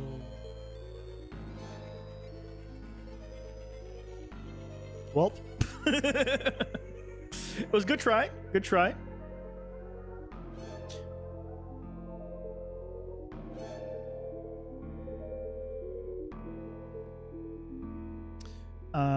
I do not need all of this.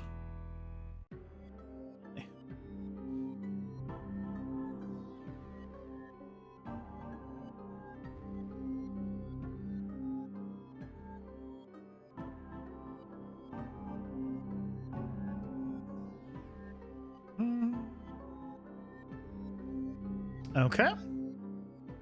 Oh, nice and easy.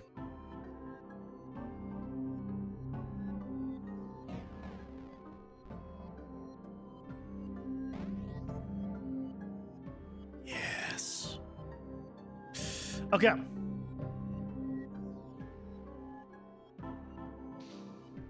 Okay, this one's a bit more of a pain.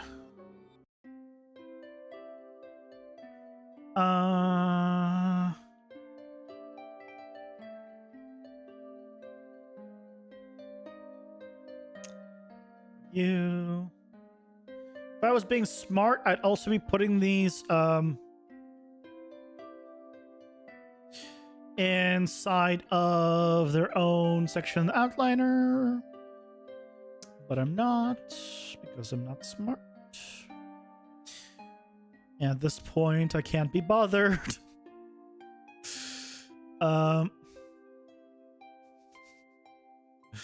This one just a little bit wider. This isn't it. Okay, but we need to actually close up the bottom.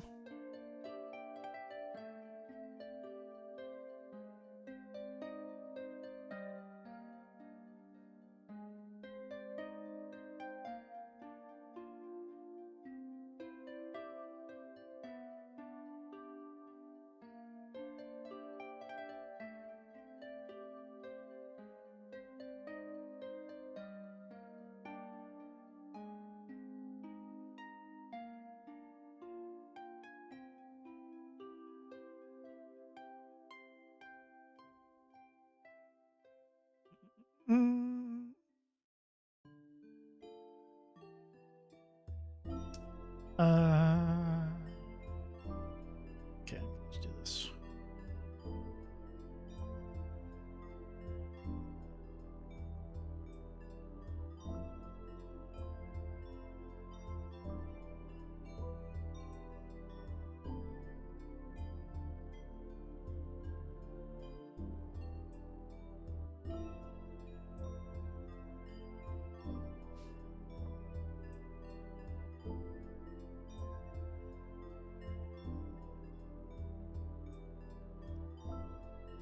Okay.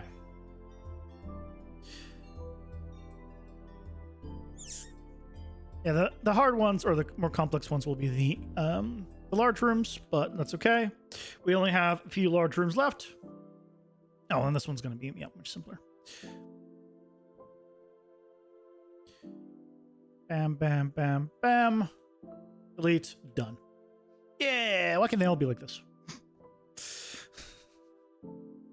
Oh boy.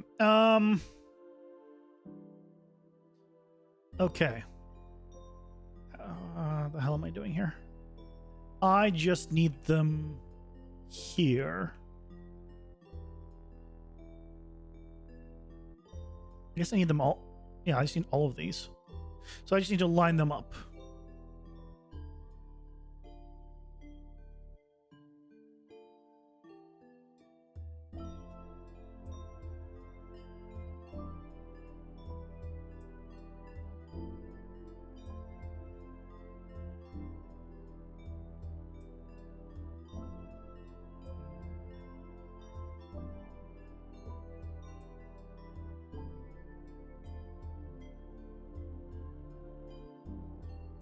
There we go.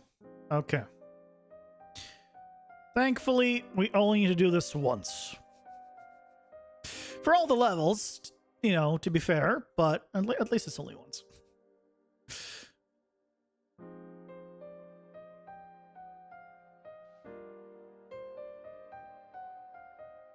Yeah, so as I'm doing this, I'm like thinking of how we're going to be cutting off the top of this. You watched the video on convex decomposition? You basically wrapped a single tree with a fitted collision area?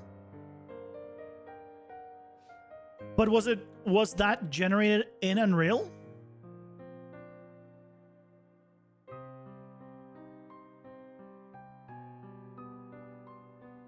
So how did it do it? Because there's no create button when you right click on a static mesh in the outliner. So it's probably something else. So do you know what that something else is? Or where they've probably moved it, to be fair. That's really probably what happened. Is it might have been there before at some point, and now it's no longer there.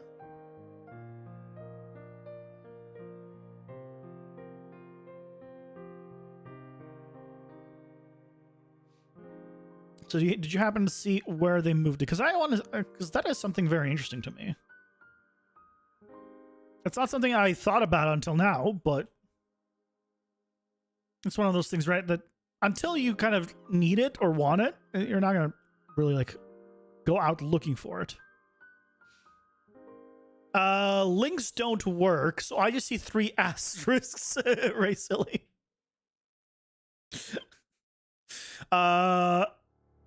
Just post the name of the YouTube video. Or describe it. I can search up the name of the YouTube video.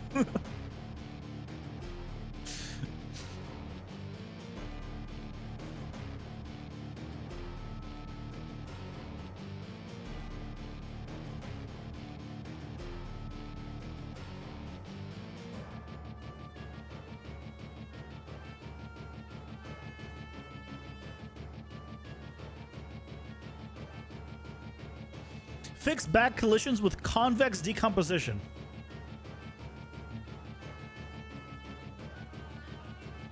Bad collisions? Interesting.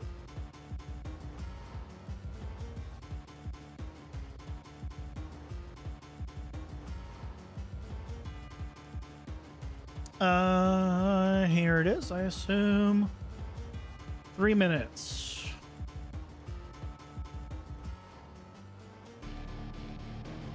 So I know about this. You could do the...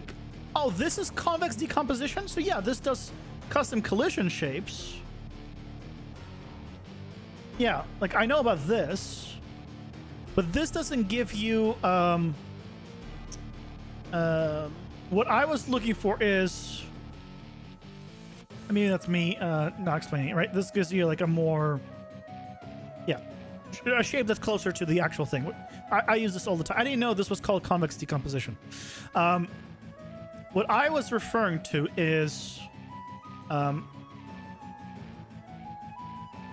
basic here. You know how you can just search box on go to a blueprint, right? I have a box collision here.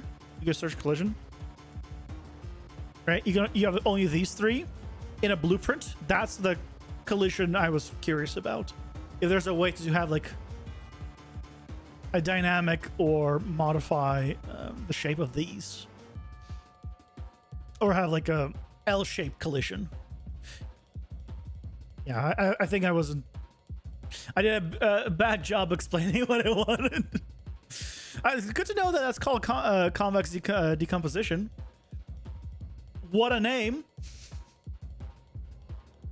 Sounds very like over the top in a sense.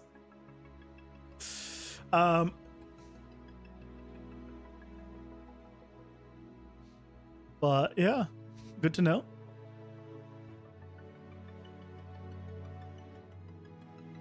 I also actually needed these.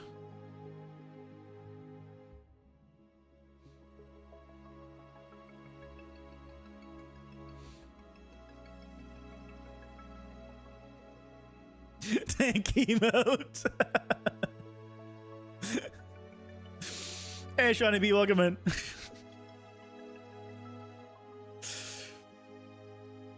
Hope you're having a lovely day.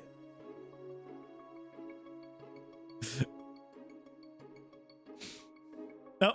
Ads are here. Pausing for ads. Ads time.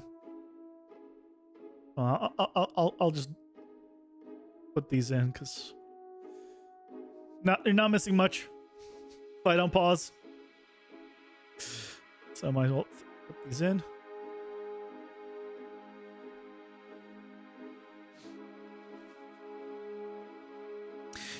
If you need more control over collision shapes at runtime or for dynamic objects, you can create a custom collision components.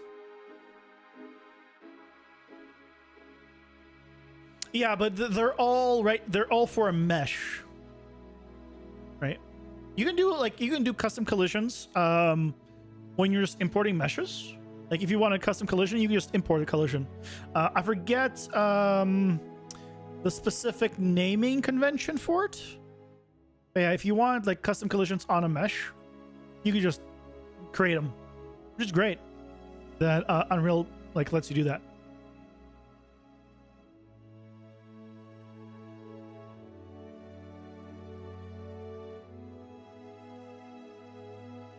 I guess if you put it on a mesh, theoretically you could create a system where it is invisible and you check if it overlaps the mesh.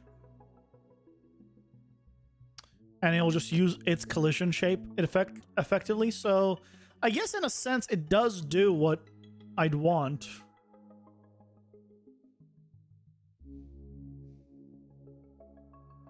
In a sense it does do it. In a roundabout way. Whenever you see a U something, that's C++. If you didn't know. Basically, U, whatever it is just the C++ version of that thing. So a shape component, it's usually a capsule component, a sphere component, box component, right? But the shape component is probably the same thing as the convex decomposition or the one that's inputted from the meshes, is my guess.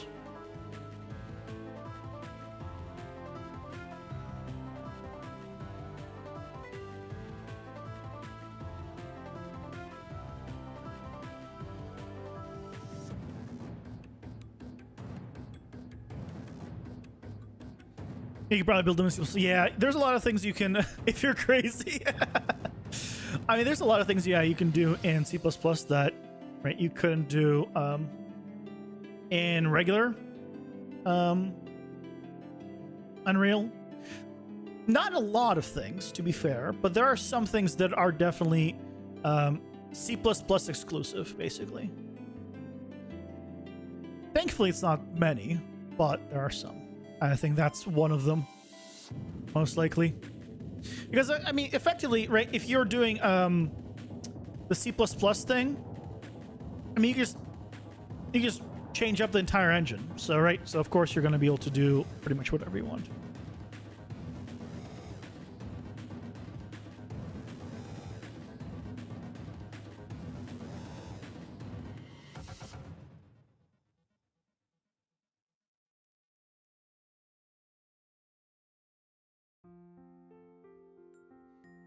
Because Unreal, you can compile it yourself, right? So theoretically, if you wanted to, you could just change large chunks of how Unreal is functioning.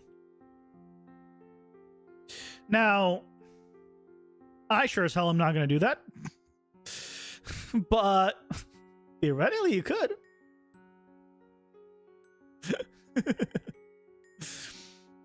And I'm sure there are like studios that do as well. Right. I'm sure like if any large studio is using Unreal, they probably have a lot of they make modifications to the engine and stuff. If you really, yeah. It's one of those things where if you want something like very like custom, you're going to make it yourself pretty much, because it just doesn't exist. And in a sense, it's just you got to figure out like, hey, is this custom thing like worth making in Unreal versus using a different engine for it? Because there's so many engines out there that it might not be worth doing a custom thing for it. And instead, it's just, okay, let's just use an engine that already has something like that, like that you want implemented, is the better option. Or if you're doing something like really unique, like Noita, then yeah, your only option is basically to make a custom engine for it. If you guys don't know, Noita is a game where literally every pixel is dynamic.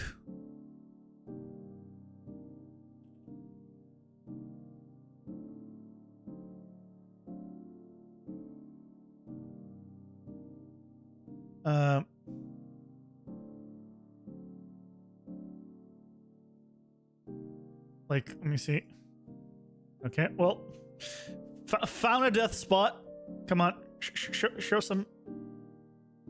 Yeah, so it's entirely pixels. Everything is pixels, but you can destroy every.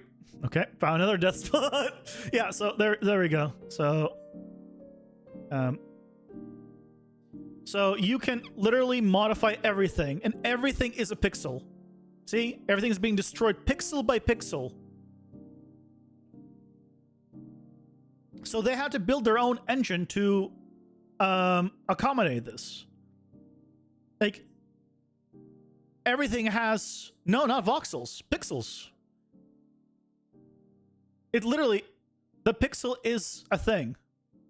So every pixel is its own material, basically. And every pixel behaves differently based on the material it is. It is like an insane thing, but they had to make their own engine because they wanted something like very unique for that you can't get with any engine. You have to do something unique. So yeah, when you do something like that, right, the way the fire spreads on that wood, it's all, every pixel is, you can destroy every pixel. It's insane. Yeah, every pixel is its own object, basically. Yeah. And like, if you convert things, like you can just convert things to like sand and all of a sudden have gravity. Every pixel will have its own gravity. It's insanity. I have the game. We might play it for one of the game days so I can show you guys. I'm not very good with it because I don't have many hours into it. But yeah, you can see like you can just destroy areas and you get gases and yeah, see, like it just destroys areas. And so yeah, it's when you're doing custom stuff, sometimes you just create your own engine because it's the only way. How do you even come up with the concept of that? I'm not sure, but I think the more impressive thing is that they managed to pull it off because it runs fantastically. Right? It runs absolutely amazingly. And there's like a bunch of different areas and stuff, right?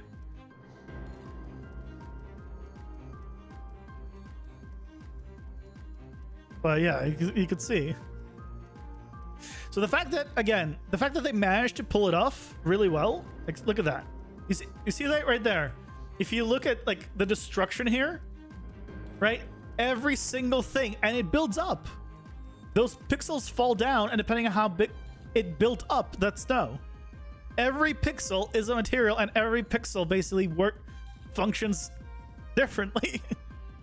It's insane. So yeah, depending on like what you're doing,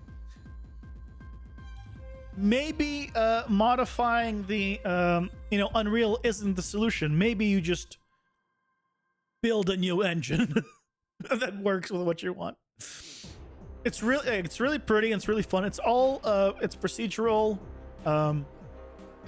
Like I think it has like predefined sections, like pre-built things, but then it's just assembled. But the way that doesn't matter because you can just destroy the place. There's ways of just entirely destroying the entire place. It's great. So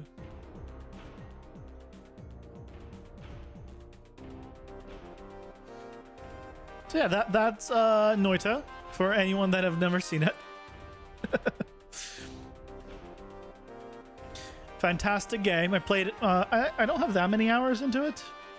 Because again, I only got it. Yeah, only 4.4 hours. So but yeah, it's still getting updates. If I recall. So would recommend. If that seems like your cup of tea, would recommend.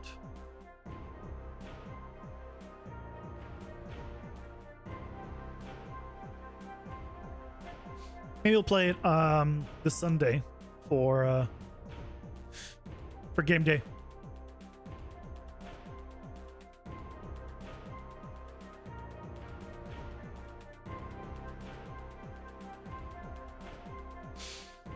You want to see another FPS and Sunday Fun Day? Why another FPS? I don't really play FPS. Like even when I play FPS, like Cyberpunk, I played melee. Like I played Cyberpunk 2077, and I played it twice. Once when it was launched, and then another time like once they actually like fixed like all the stuff for the new DLC. And I played melee. Like, I play those games melee. I'm not much of a shooter person. Like, honestly.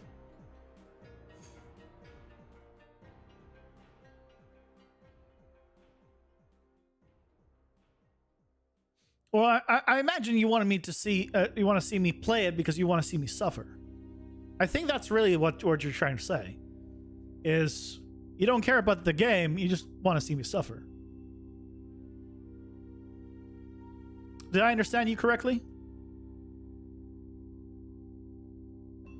Yeah, okay. At least you're honest.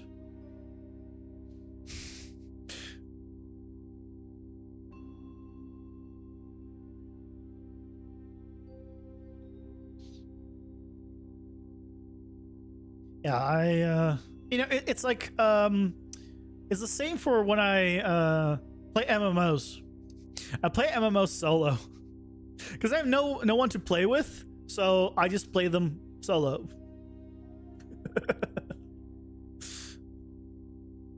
And tend to not raid because of it very much. Yeah. Okay, that's the last room. Huzzah! Okay. So now, if we go to here.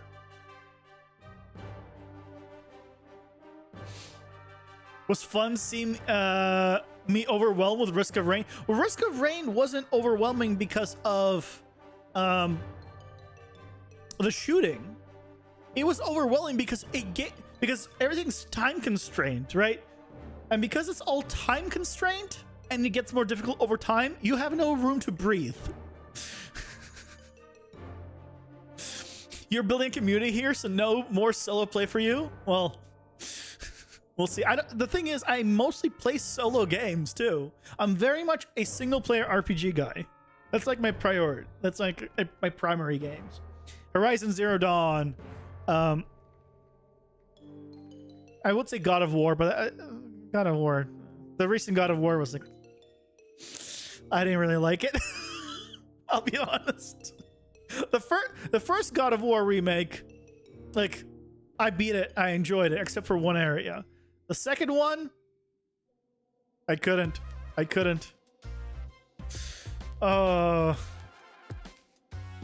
MMOs, yeah. You like casual ESK FPS, like Halo campaign, Borderlands. Yeah, I remember playing the original Borderlands in college. Totally pirated.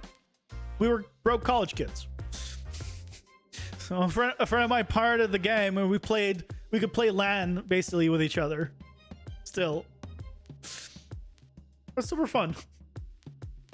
I don't remember if I ended up buying the game. I don't. But yeah, it's like...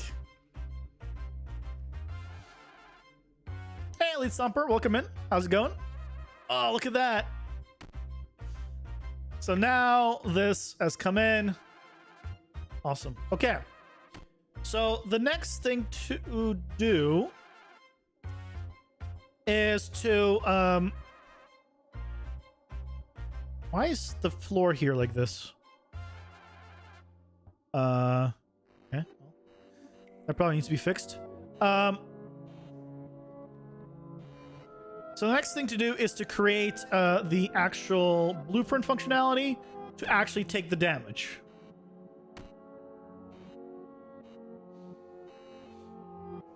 I'm doing well. Doing well. We just fixed up a bunch of stuff, cleaned stuff up, and now we've created... Oh, right. The rooms are unlocked. There's no floor. Why did I jump off?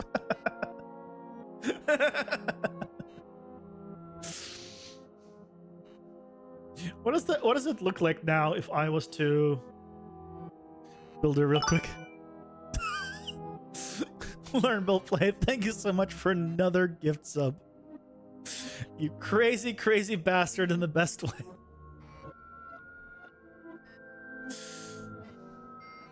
Oh, my, it does not like me generating all of this out. But there's the entire thing. Oh. Yeah, it really doesn't like me seeing everything at once. Which is a problem.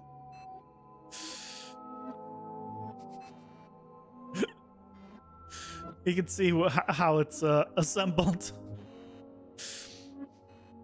Problem is, I can't even preview it. I guess I can preview it. Simulate.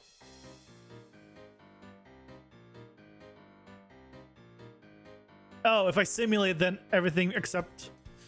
Yeah. That really doesn't really work with simulates. I want to see the entire thing with the walls down. Yeah, so all the rooms are pre-made, but the way it's assembled is procedural. So the way this is set up is you can go anywhere you want. So you see how I see those rooms down below? And there's rooms next to me. I could go into the room here, or I could just, you know, go down because I see a room there. I could just come down here, and then that's it. I'm in this room now, and now I need to clear this room before I can leave because it won't let me. So it's not, you're not supposed to be able to see above you, but we'll get to that. Why are we getting errors? Access none.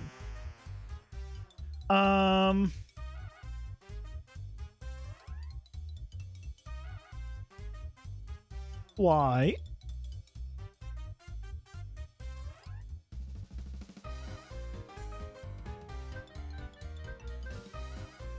Oh wait, this. I don't even think we need to do this anymore. I don't think we even need to do that anymore.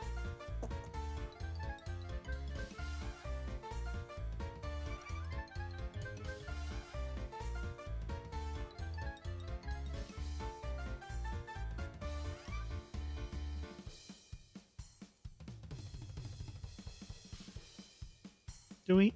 Oh, yes, we do.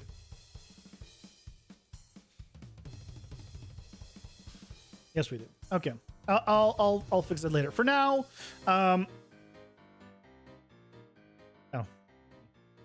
it doesn't help that I'm currently loading everything. Yeah. So for now, let's go to here. So we need to create a blueprint that does the damage when we hover over it. That also, we're doing. I am a little concerned. By the fact that we have so many of these objects separated out. But, you know, hopefully it'll be fine. Hopefully it'll be fine. I could put it all, like, together into one thing, potentially, with instances, like instance static mesh, and modify the instances of each one. But that's assuming that they're all the same static mesh, and they won't be. So could also be BCG. I'll figure stuff out. I might do like the walls with BCG.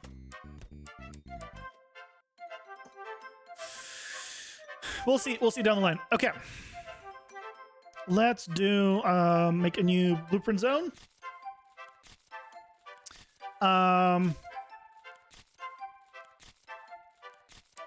Actor.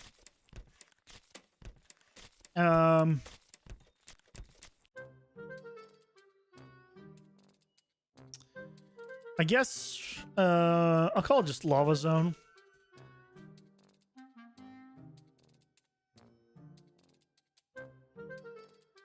And you know what? Let's make it easier on myself. I'm gonna delete this. I'm just gonna duplicate kill zone and make one do, or I guess damage zone.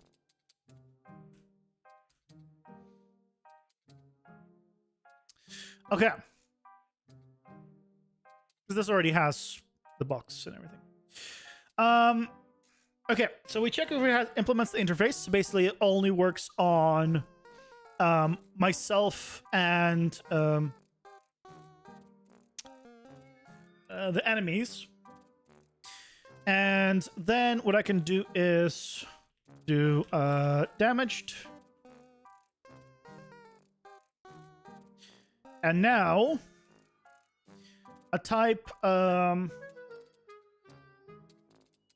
spell. I should do a new attack type.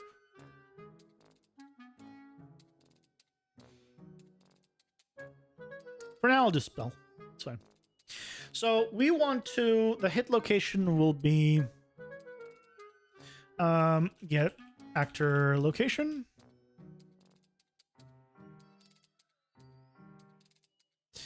Head normal will be just upwards.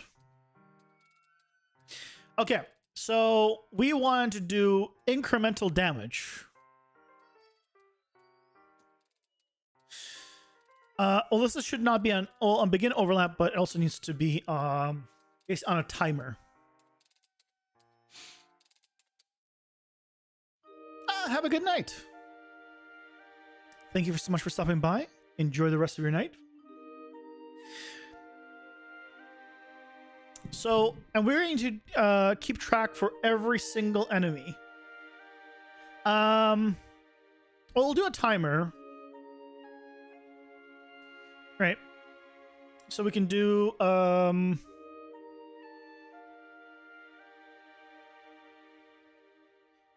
gonna promote this to a variable.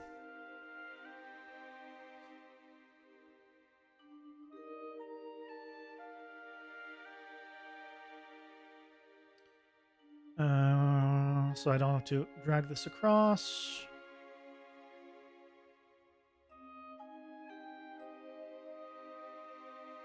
So what we can do is here do a timer. And let's say every second. Looping. Max once per frame. This is new. This is new in 5.4. That is interesting.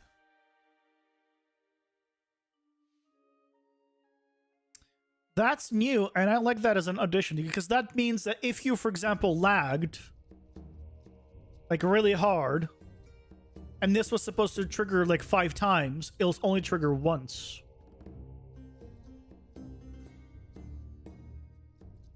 Very cool.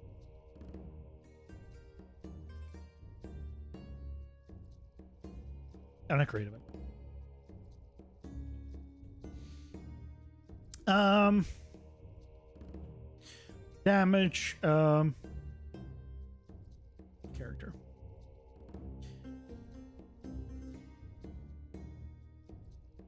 Now here's the problem with this that we need to figure out.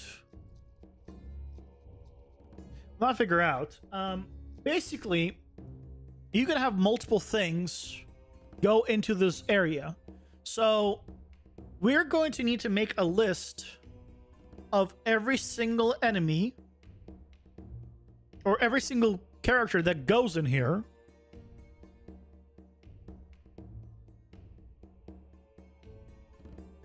Store that information.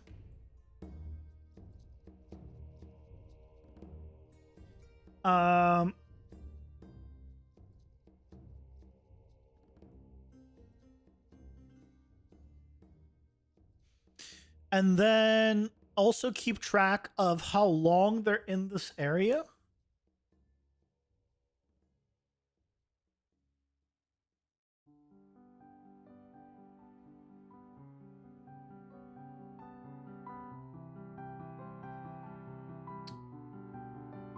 How the hell do we do this per enemy? How do you make a timer? Can you make a separate timer for each thing in an array? I don't think so, right? If you trigger the same timer, it'll just reset it.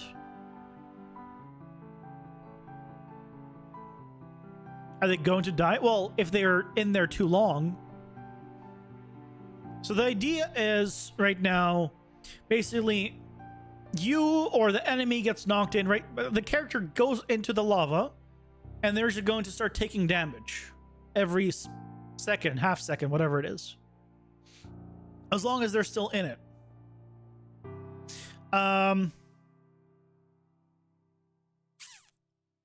So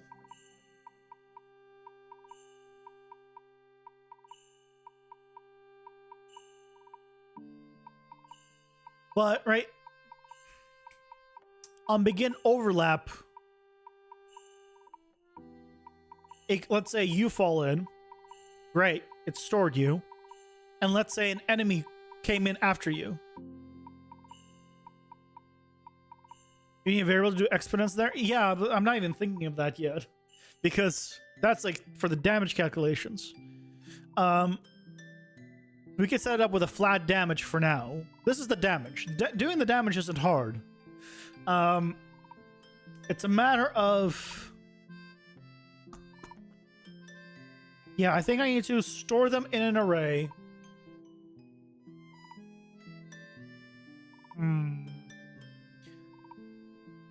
Store them in an array. Check if... And then I also need to basically see every second. So, okay, here, I'm just going to draw this out. Good, where's my good old paint?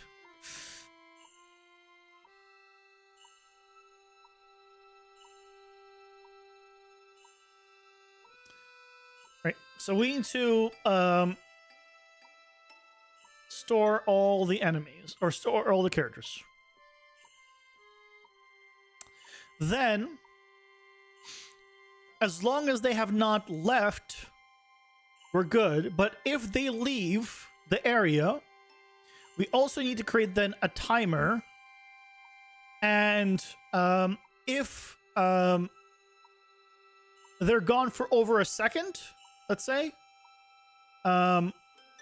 then reset it. Then reset the damage or whatever it is. But basically we need to figure out if they have left. And the reason we need to do this is because if you're walking, you're always inside of it. Great. But if you're jumping, right, you're out, you're in, you're out, you're in, you're out and in. So effectively there needs to be some kind of timer that says, okay, have you been gone for like 1 second or whatever it is? If yes, then we continue on. If no, pausing for ads. If it's less than that, then you reset the timer, right? Back to 0. Okay, let me use the restroom while ads are going, and I'll be right back. And we'll figure this out.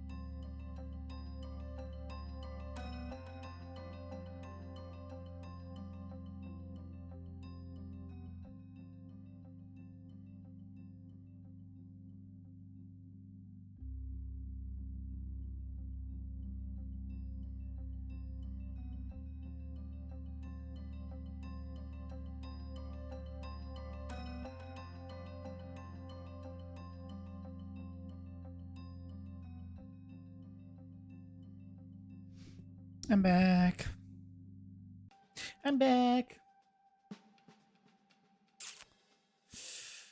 Well,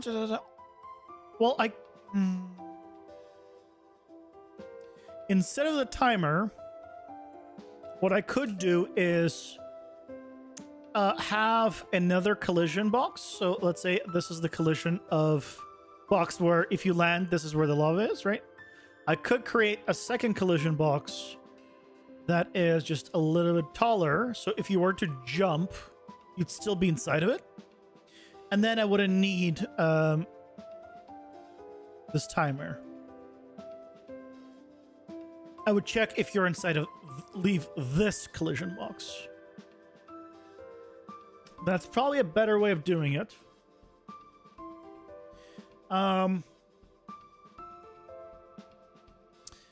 Yeah. But the problem with that is our heights are not consistent. So right on this one, yeah, that makes sense. But if I go to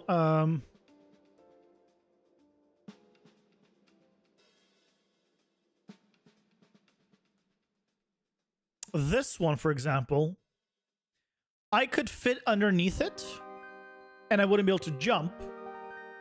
Here I would be able to jump, right? So I'd want that second box to be up higher, but if I do it up higher, then I'm on the ground.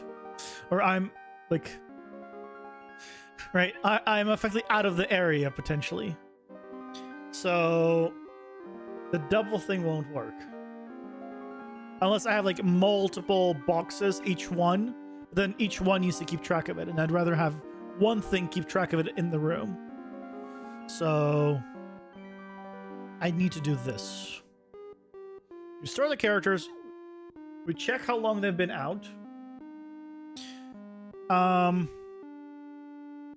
and then assuming that it's, and then we need a separate timer where if this is still like has not hit this time, then we do the damage. But we also only need to do the damage if they've landed.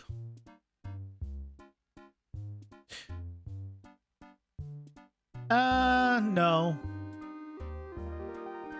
It doesn't matter. I'm just thinking, if the timer's going and you're about to take damage, if you jump up, I mean, yeah, I think that's fine. You jump up, you avoid the damage, right? And then you land, and then if you landed on solid ground, you're fine. If you didn't land on solid ground, then there's the problem. Now,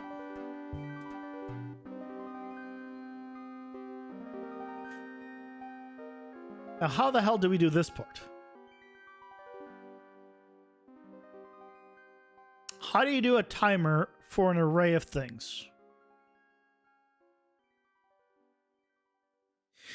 By putting this functionality in the character. I think we put all this functionality, the timer and everything, instead of on this thing, we put it on the character. And then just trigger it with an interface. That's how we do it. So then we don't store the characters. We just make a point of reference to them.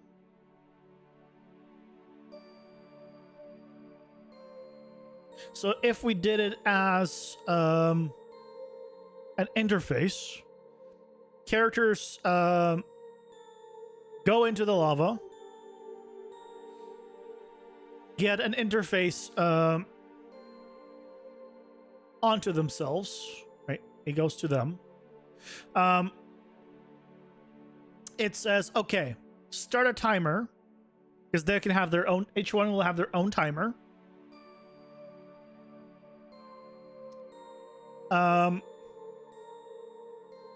And then it's going to say, okay, has it been 1 second? And did I get a message of I've gone out? If I've got this message that I've gone out, then don't do any damage. But if I'm still in, take damage.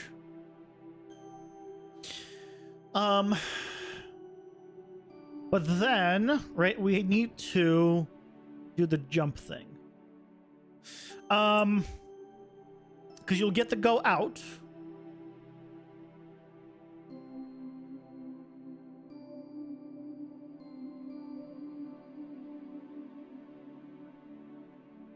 No, that's fine. That's fine. Because, right, because they go in, as soon as they land again, it gets reset to 0. As long as this timer, this 1 second or whatever it is going to be, needs to be less than,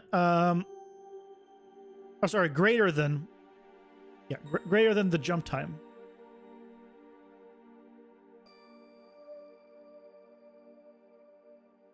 So this jump time needs to be less than whatever this time is.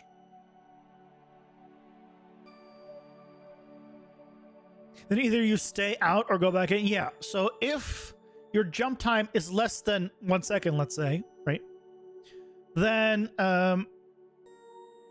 you're always going to land back in before this hits 0.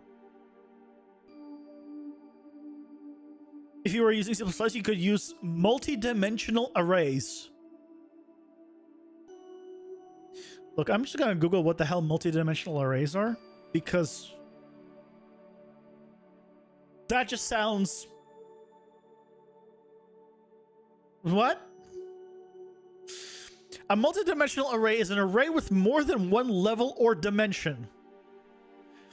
For example, a 2D array or two or two-dimensional array is an array of arrays, meaning it's a matrix of rows and columns. A 3D array adds another dimension, turning it into an array of arrays of arrays.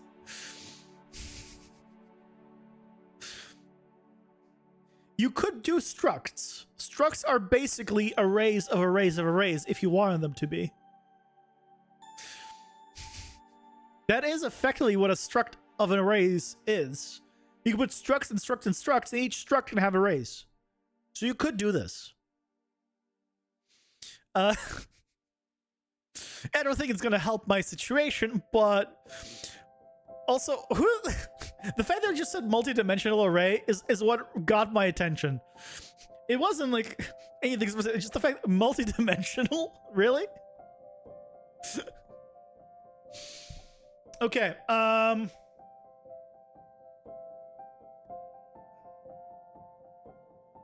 much time do we have? Not much. That's what they call. I mean, yeah, I get it. I get it. It just when something's called multi-dimensional, you're like, wait, what do you mean? You know, it reminds me of the hold on, let me see if I can find it.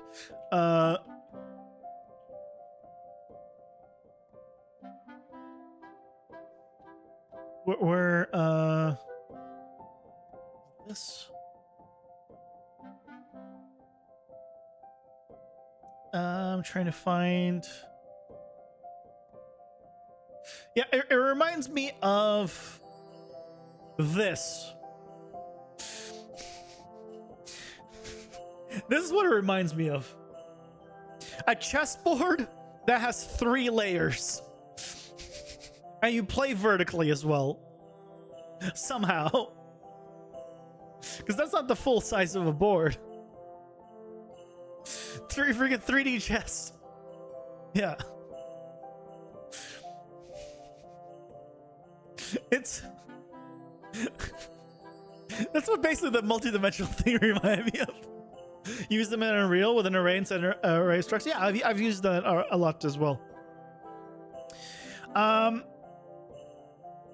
Okay, let's do. Use this Star Trek.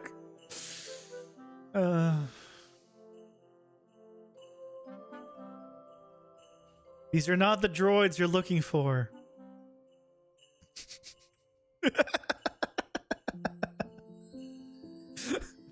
Thank you so much for the stopping by, and thanks so much for the support today. You're awesome.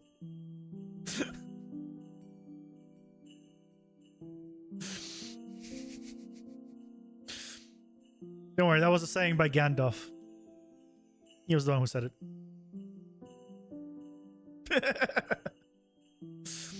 Okay.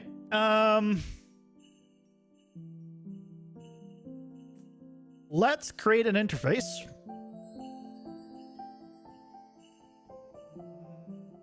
Combat.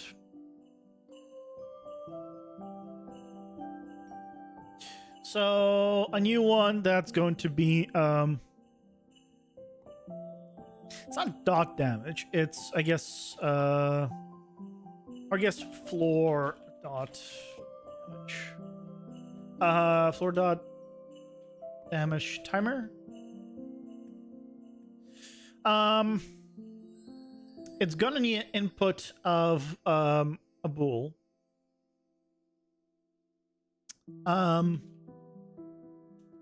Active. Because we're going to know whether or not we're inside the area or not.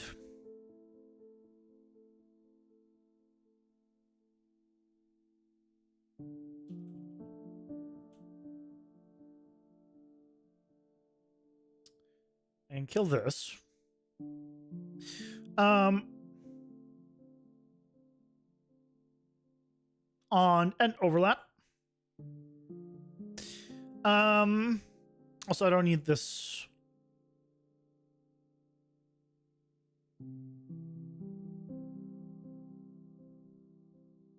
This anymore.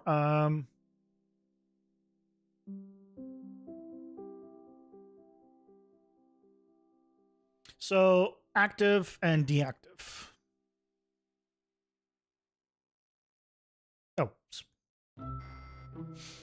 You're out, Ray Silly. Well, thank you so much for stopping by as well.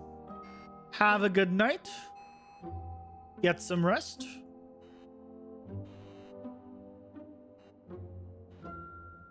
Hope you sleep well.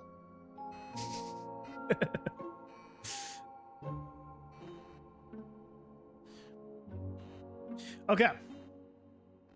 So that should be good. So now, let's go implement this.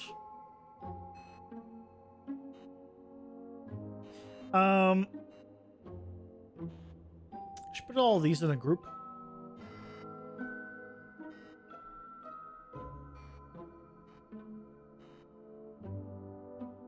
I'll put it in a group later. Okay. Here's our character. So, you do this. And now, basically, we can check if it's active or not. If it's active, if that's true, means that we've entered it.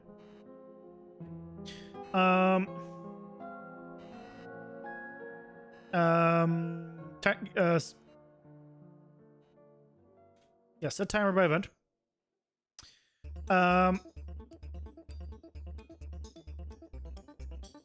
Let's say 1 second.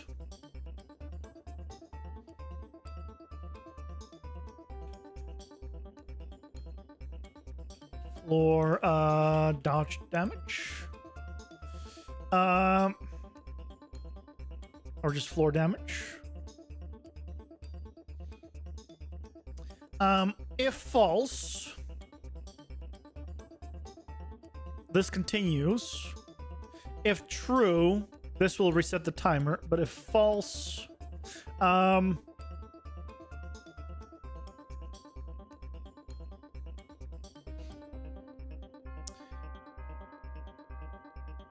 if it's false, I need to do a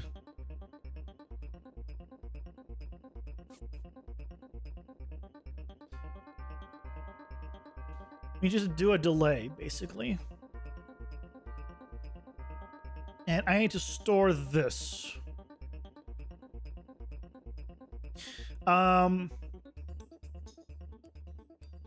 In lava. Sure.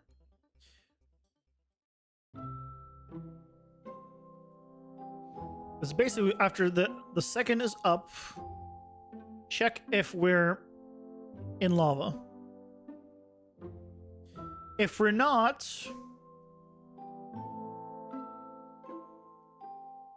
I need to stop this timer. Floor damage timer.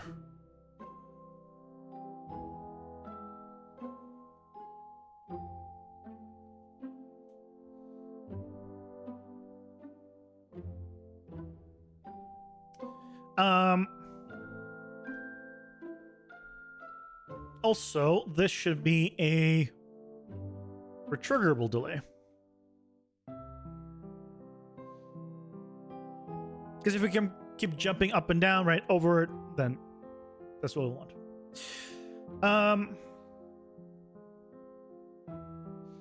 So, assuming that's the case, do a little print string damage.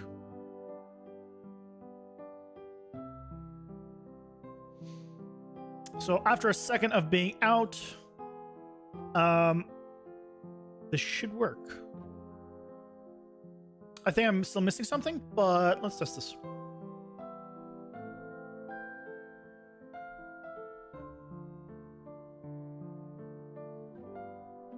Kill these guys so they don't get in the way. Okay. Bring this up.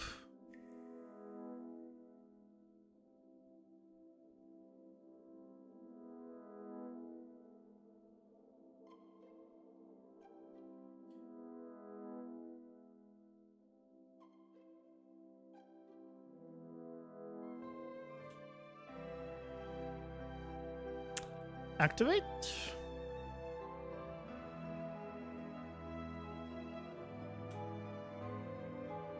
Deactivate.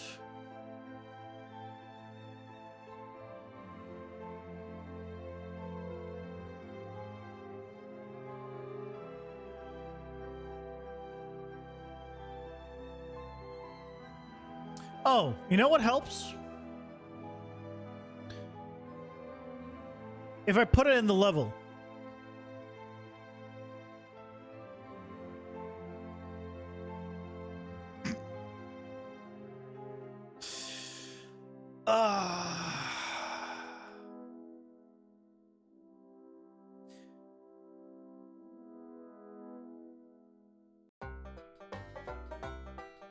I'm not going to worry about lining up or anything. I'm going to put the pivot in the corner later, but... Yep, that seems good. It helps when, you know... you freaking put it in the level if you want it to work. Okay. Bring it up. Active, damage, damage. Deactivate. Active, damage.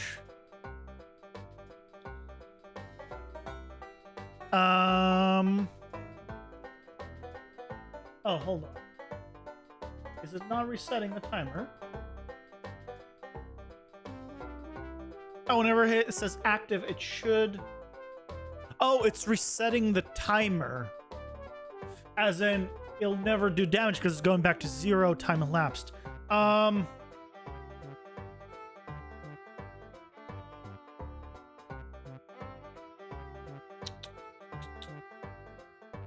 So...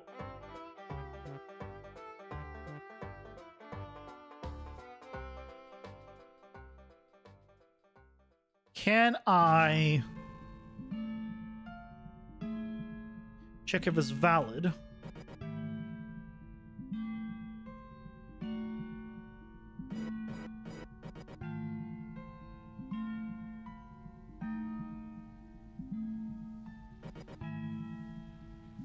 If it's a valid timer handle, we don't do anything. If it's not a valid one, it creates it. And the only way we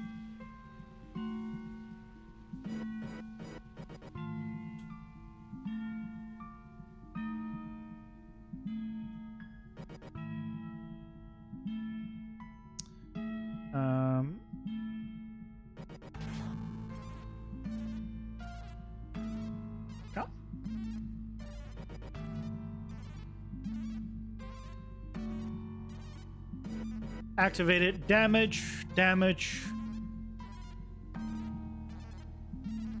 Yeah, it's still doing the damage.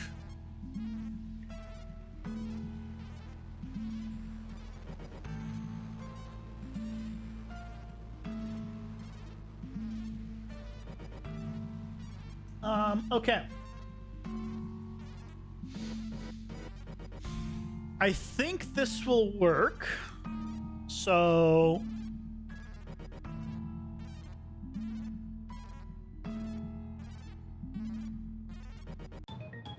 I just do a test now.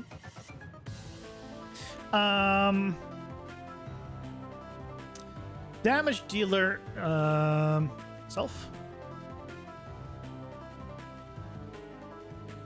Say 5 damage. Hit location. Get actor location. Up normal. Andrel, welcome in. Did I did you make the floor is lava? Yes. Yes. The floor is indeed lava. That's why we're making it. So basically, what we've done is when the room is active, we have this like areas where you don't want to go.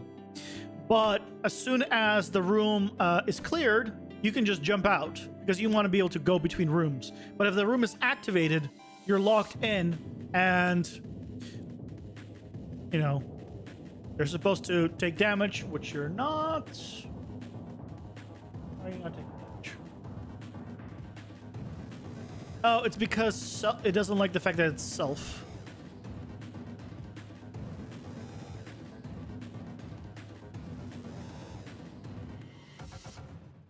It doesn't like self as the damage source.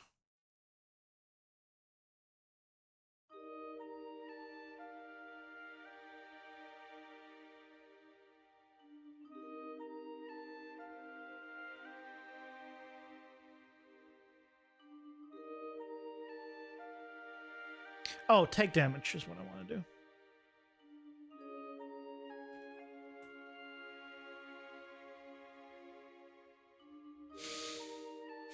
Oh, thank you. You're absolutely here to stay. My PCG tutorials change your thesis project for a game dev degree. Well, I'm glad I was able to help out. Thank you so much. You know, I'm glad they have been helpful.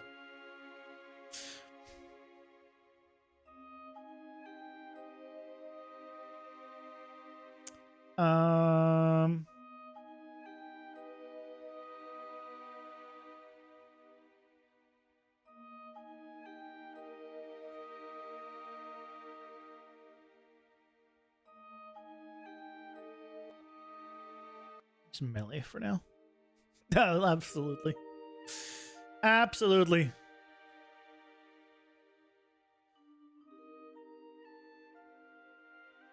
Okay. Let's see if did it not activate? Okay. It's activated manually. Yeah, so it doesn't take I don't take damage because I'm checking that if you're like the player cannot hurt the player and the enemy cannot hurt the enemy. So yeah, because this can take damage. And it's not this. Do not hit self-check.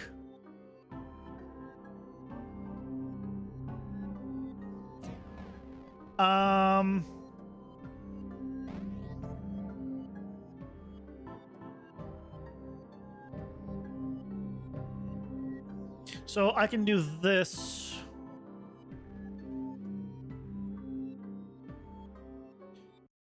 Zoom or Boolean. If this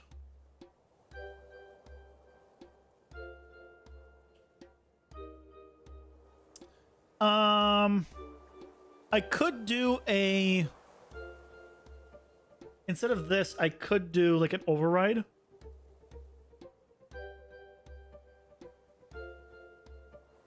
That would be better.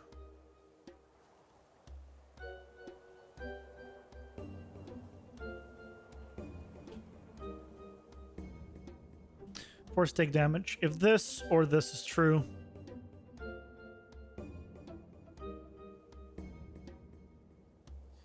Then we continue on. For some reason, you went from 15 FPS to 65 plus in any environment design levels, just switching to PCG instead of all foliage mode. Yeah, PCG is freaking amazing. Because the power of PCG is the fact that it creates instances. It's all instanced automatically. So it's great. And it calls and does everything. So yeah, it's really good. I mean, that's why you're using it right now on Fortnite. In the Lego Fortnite.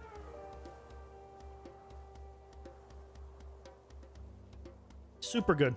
Highly recommend. And the beauty is, even if you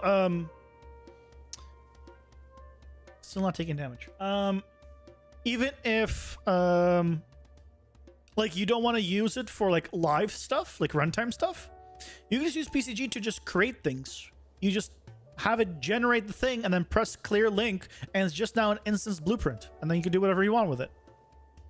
So you just use it to create shapes or create things, and you or convert it to a static mesh afterwards, and that works too.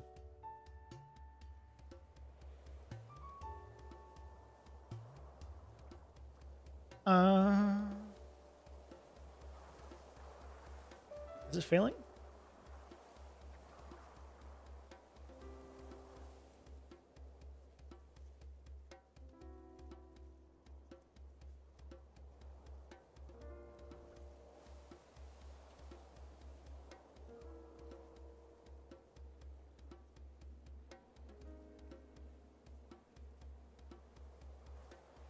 Yeah, it's failing. Oh. Because I'm stupid. And I didn't turn this on.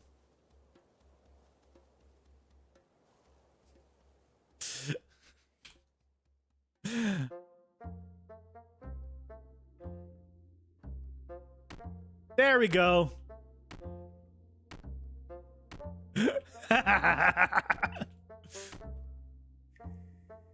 Okay. Ads are here. Pausing for ads. Yes. That's time. It's working.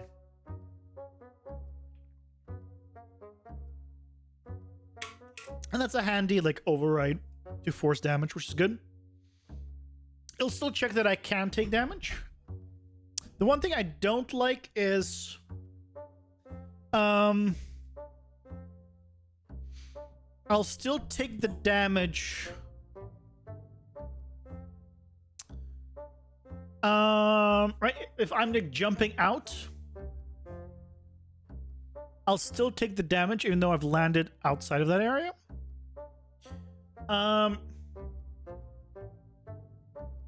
So I probably want to do a on landing check. Maybe. Which is what I was talking about before. Because of the jump time.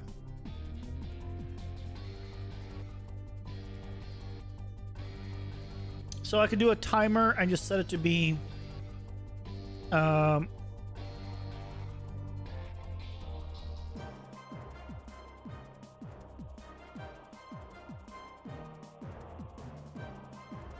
yeah, I think I could do an on-landed thing.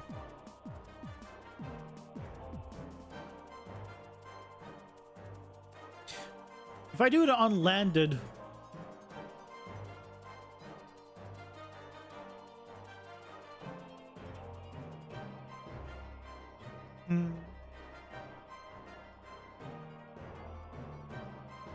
okay. So what I need to do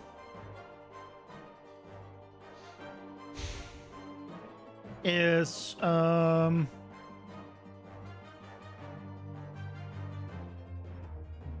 check if I'm on the ground.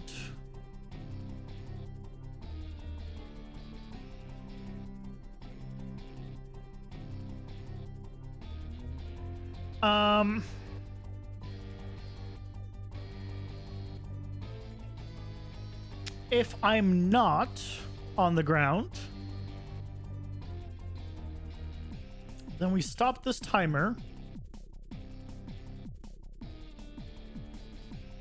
So it doesn't continue checking. And then let's make a simple bool.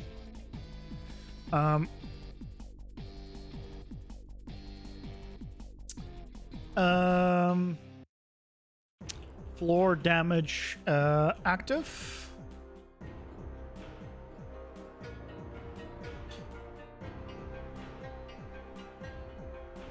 And then this is to make sure that it sets it to not be active. And basically, where's my landed?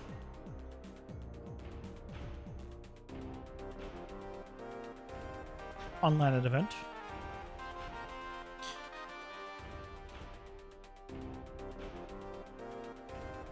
Here I check if this is active. If it is,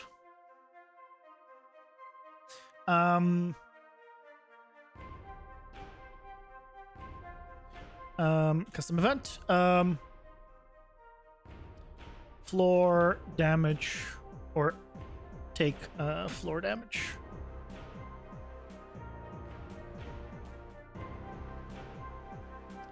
Take floor damage. And then I can turn it off. I can turn it off.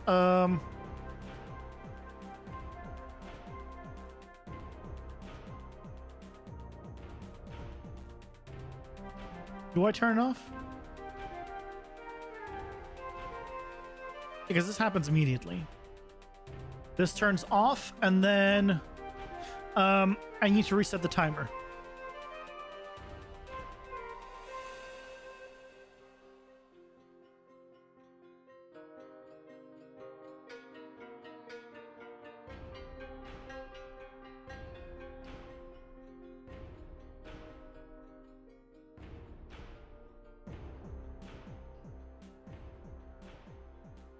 Should be able to just do this.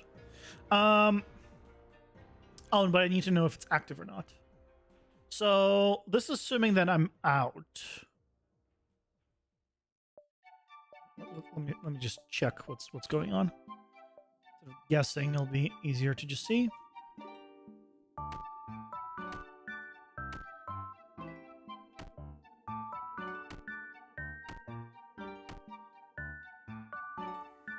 Okay. I also need to make sure that it's active. If I've this is active and I'm in the lava, then we do it. Yeah.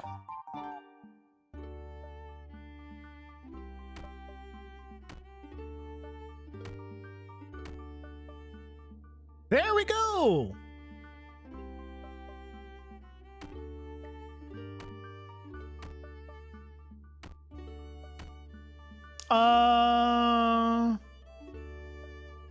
I should have taken damage there.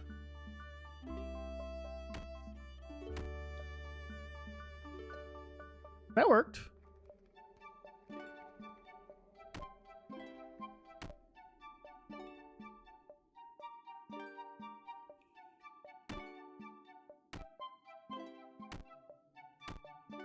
Why did I take damage there? I should have not been in lava.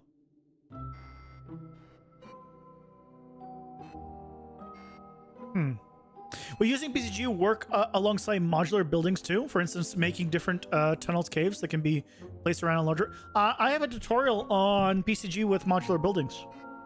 Like how you can use them to just assemble the buildings using PCG. If that's what you mean.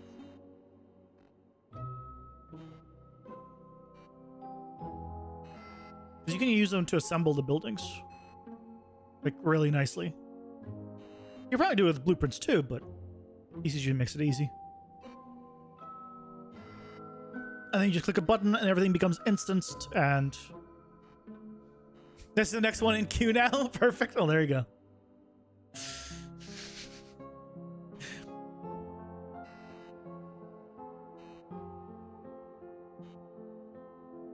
It should make it false, but something's going on where it doesn't. I mean, it works.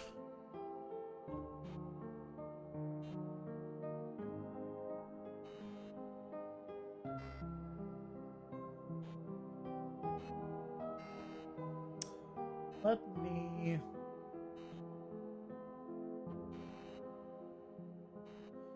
I'm gonna make this just a little bit thinner.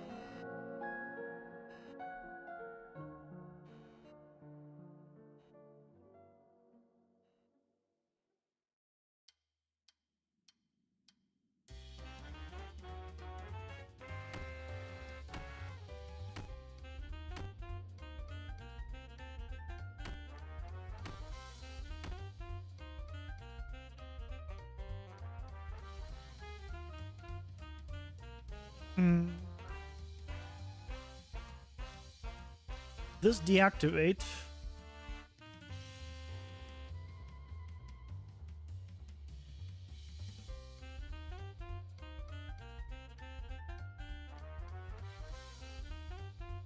If I'm not in lava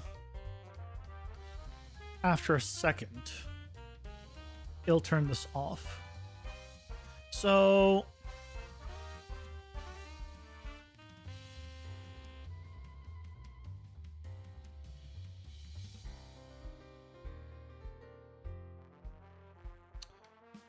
what's going on?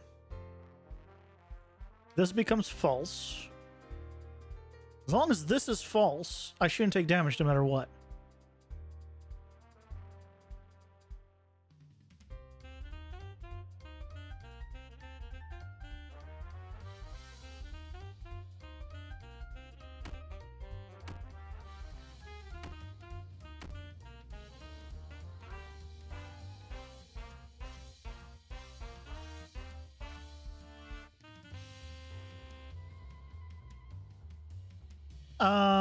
Here is moving on ground. And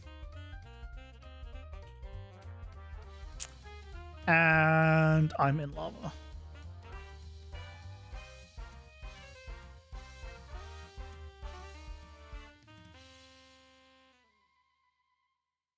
I think that's the problem. That's my problem. And now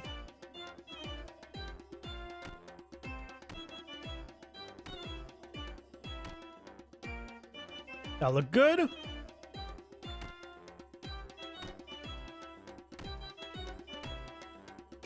That look good. Okay. So now we need to start taking more and more damage every time.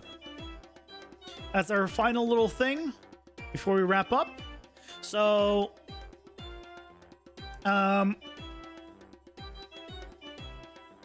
let's do a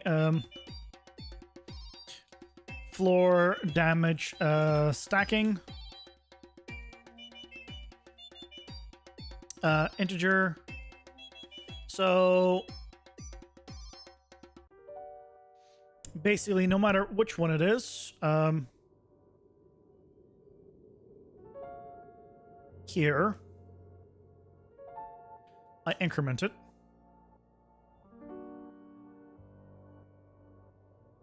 And here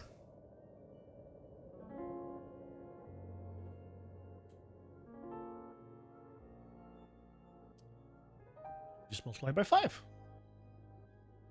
And then when we reset it, we just set it back to 0.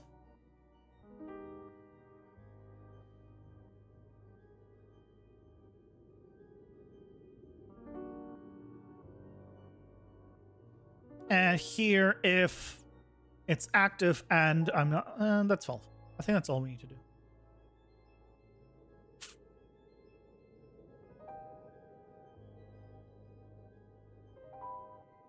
5, 10, 15. 5, 10. Yes.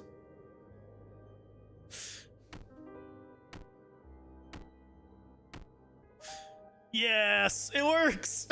And then when the walls go down, it all goes away and I can just jump out. It all works. Actually did it. Yes.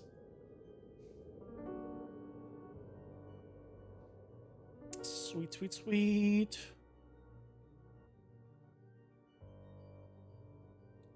Clean up.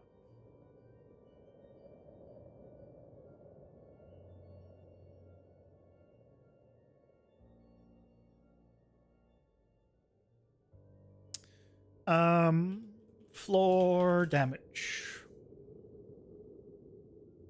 And this should work for enemies as well. So they will quickly die. Just, I think the point of it. I think that's the point of it. So awesome. Okay. We have added in the walls. We've cleaned up like the PC, not PCG. We've cleaned up our dynamic walls. It's now much more optimized, or at least much cleaner, and it no longer goes down when it doesn't need to, so it is more optimized. And we've added in all of the bad floor areas that automatically hide when the rooms are unlocked, so we can still go everywhere. So, and now they just damage. We gotta put it in every single room, but you know, that's for later. Point is, it works. Yeah. So thank you guys so much for joining me today.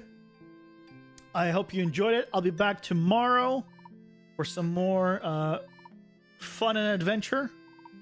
We'll finish up with this by putting in every single room, and we might start like doing more of the decoration stuff tomorrow to get this place a little more fledged out with some props and stuff. We also need to fix up some materials like the visuals, so we still got lots to do with this. But great progress today. Thank you for joining me for it. And I'll see you guys tomorrow at 6 p.m. Pacific. Take care. Bye-bye.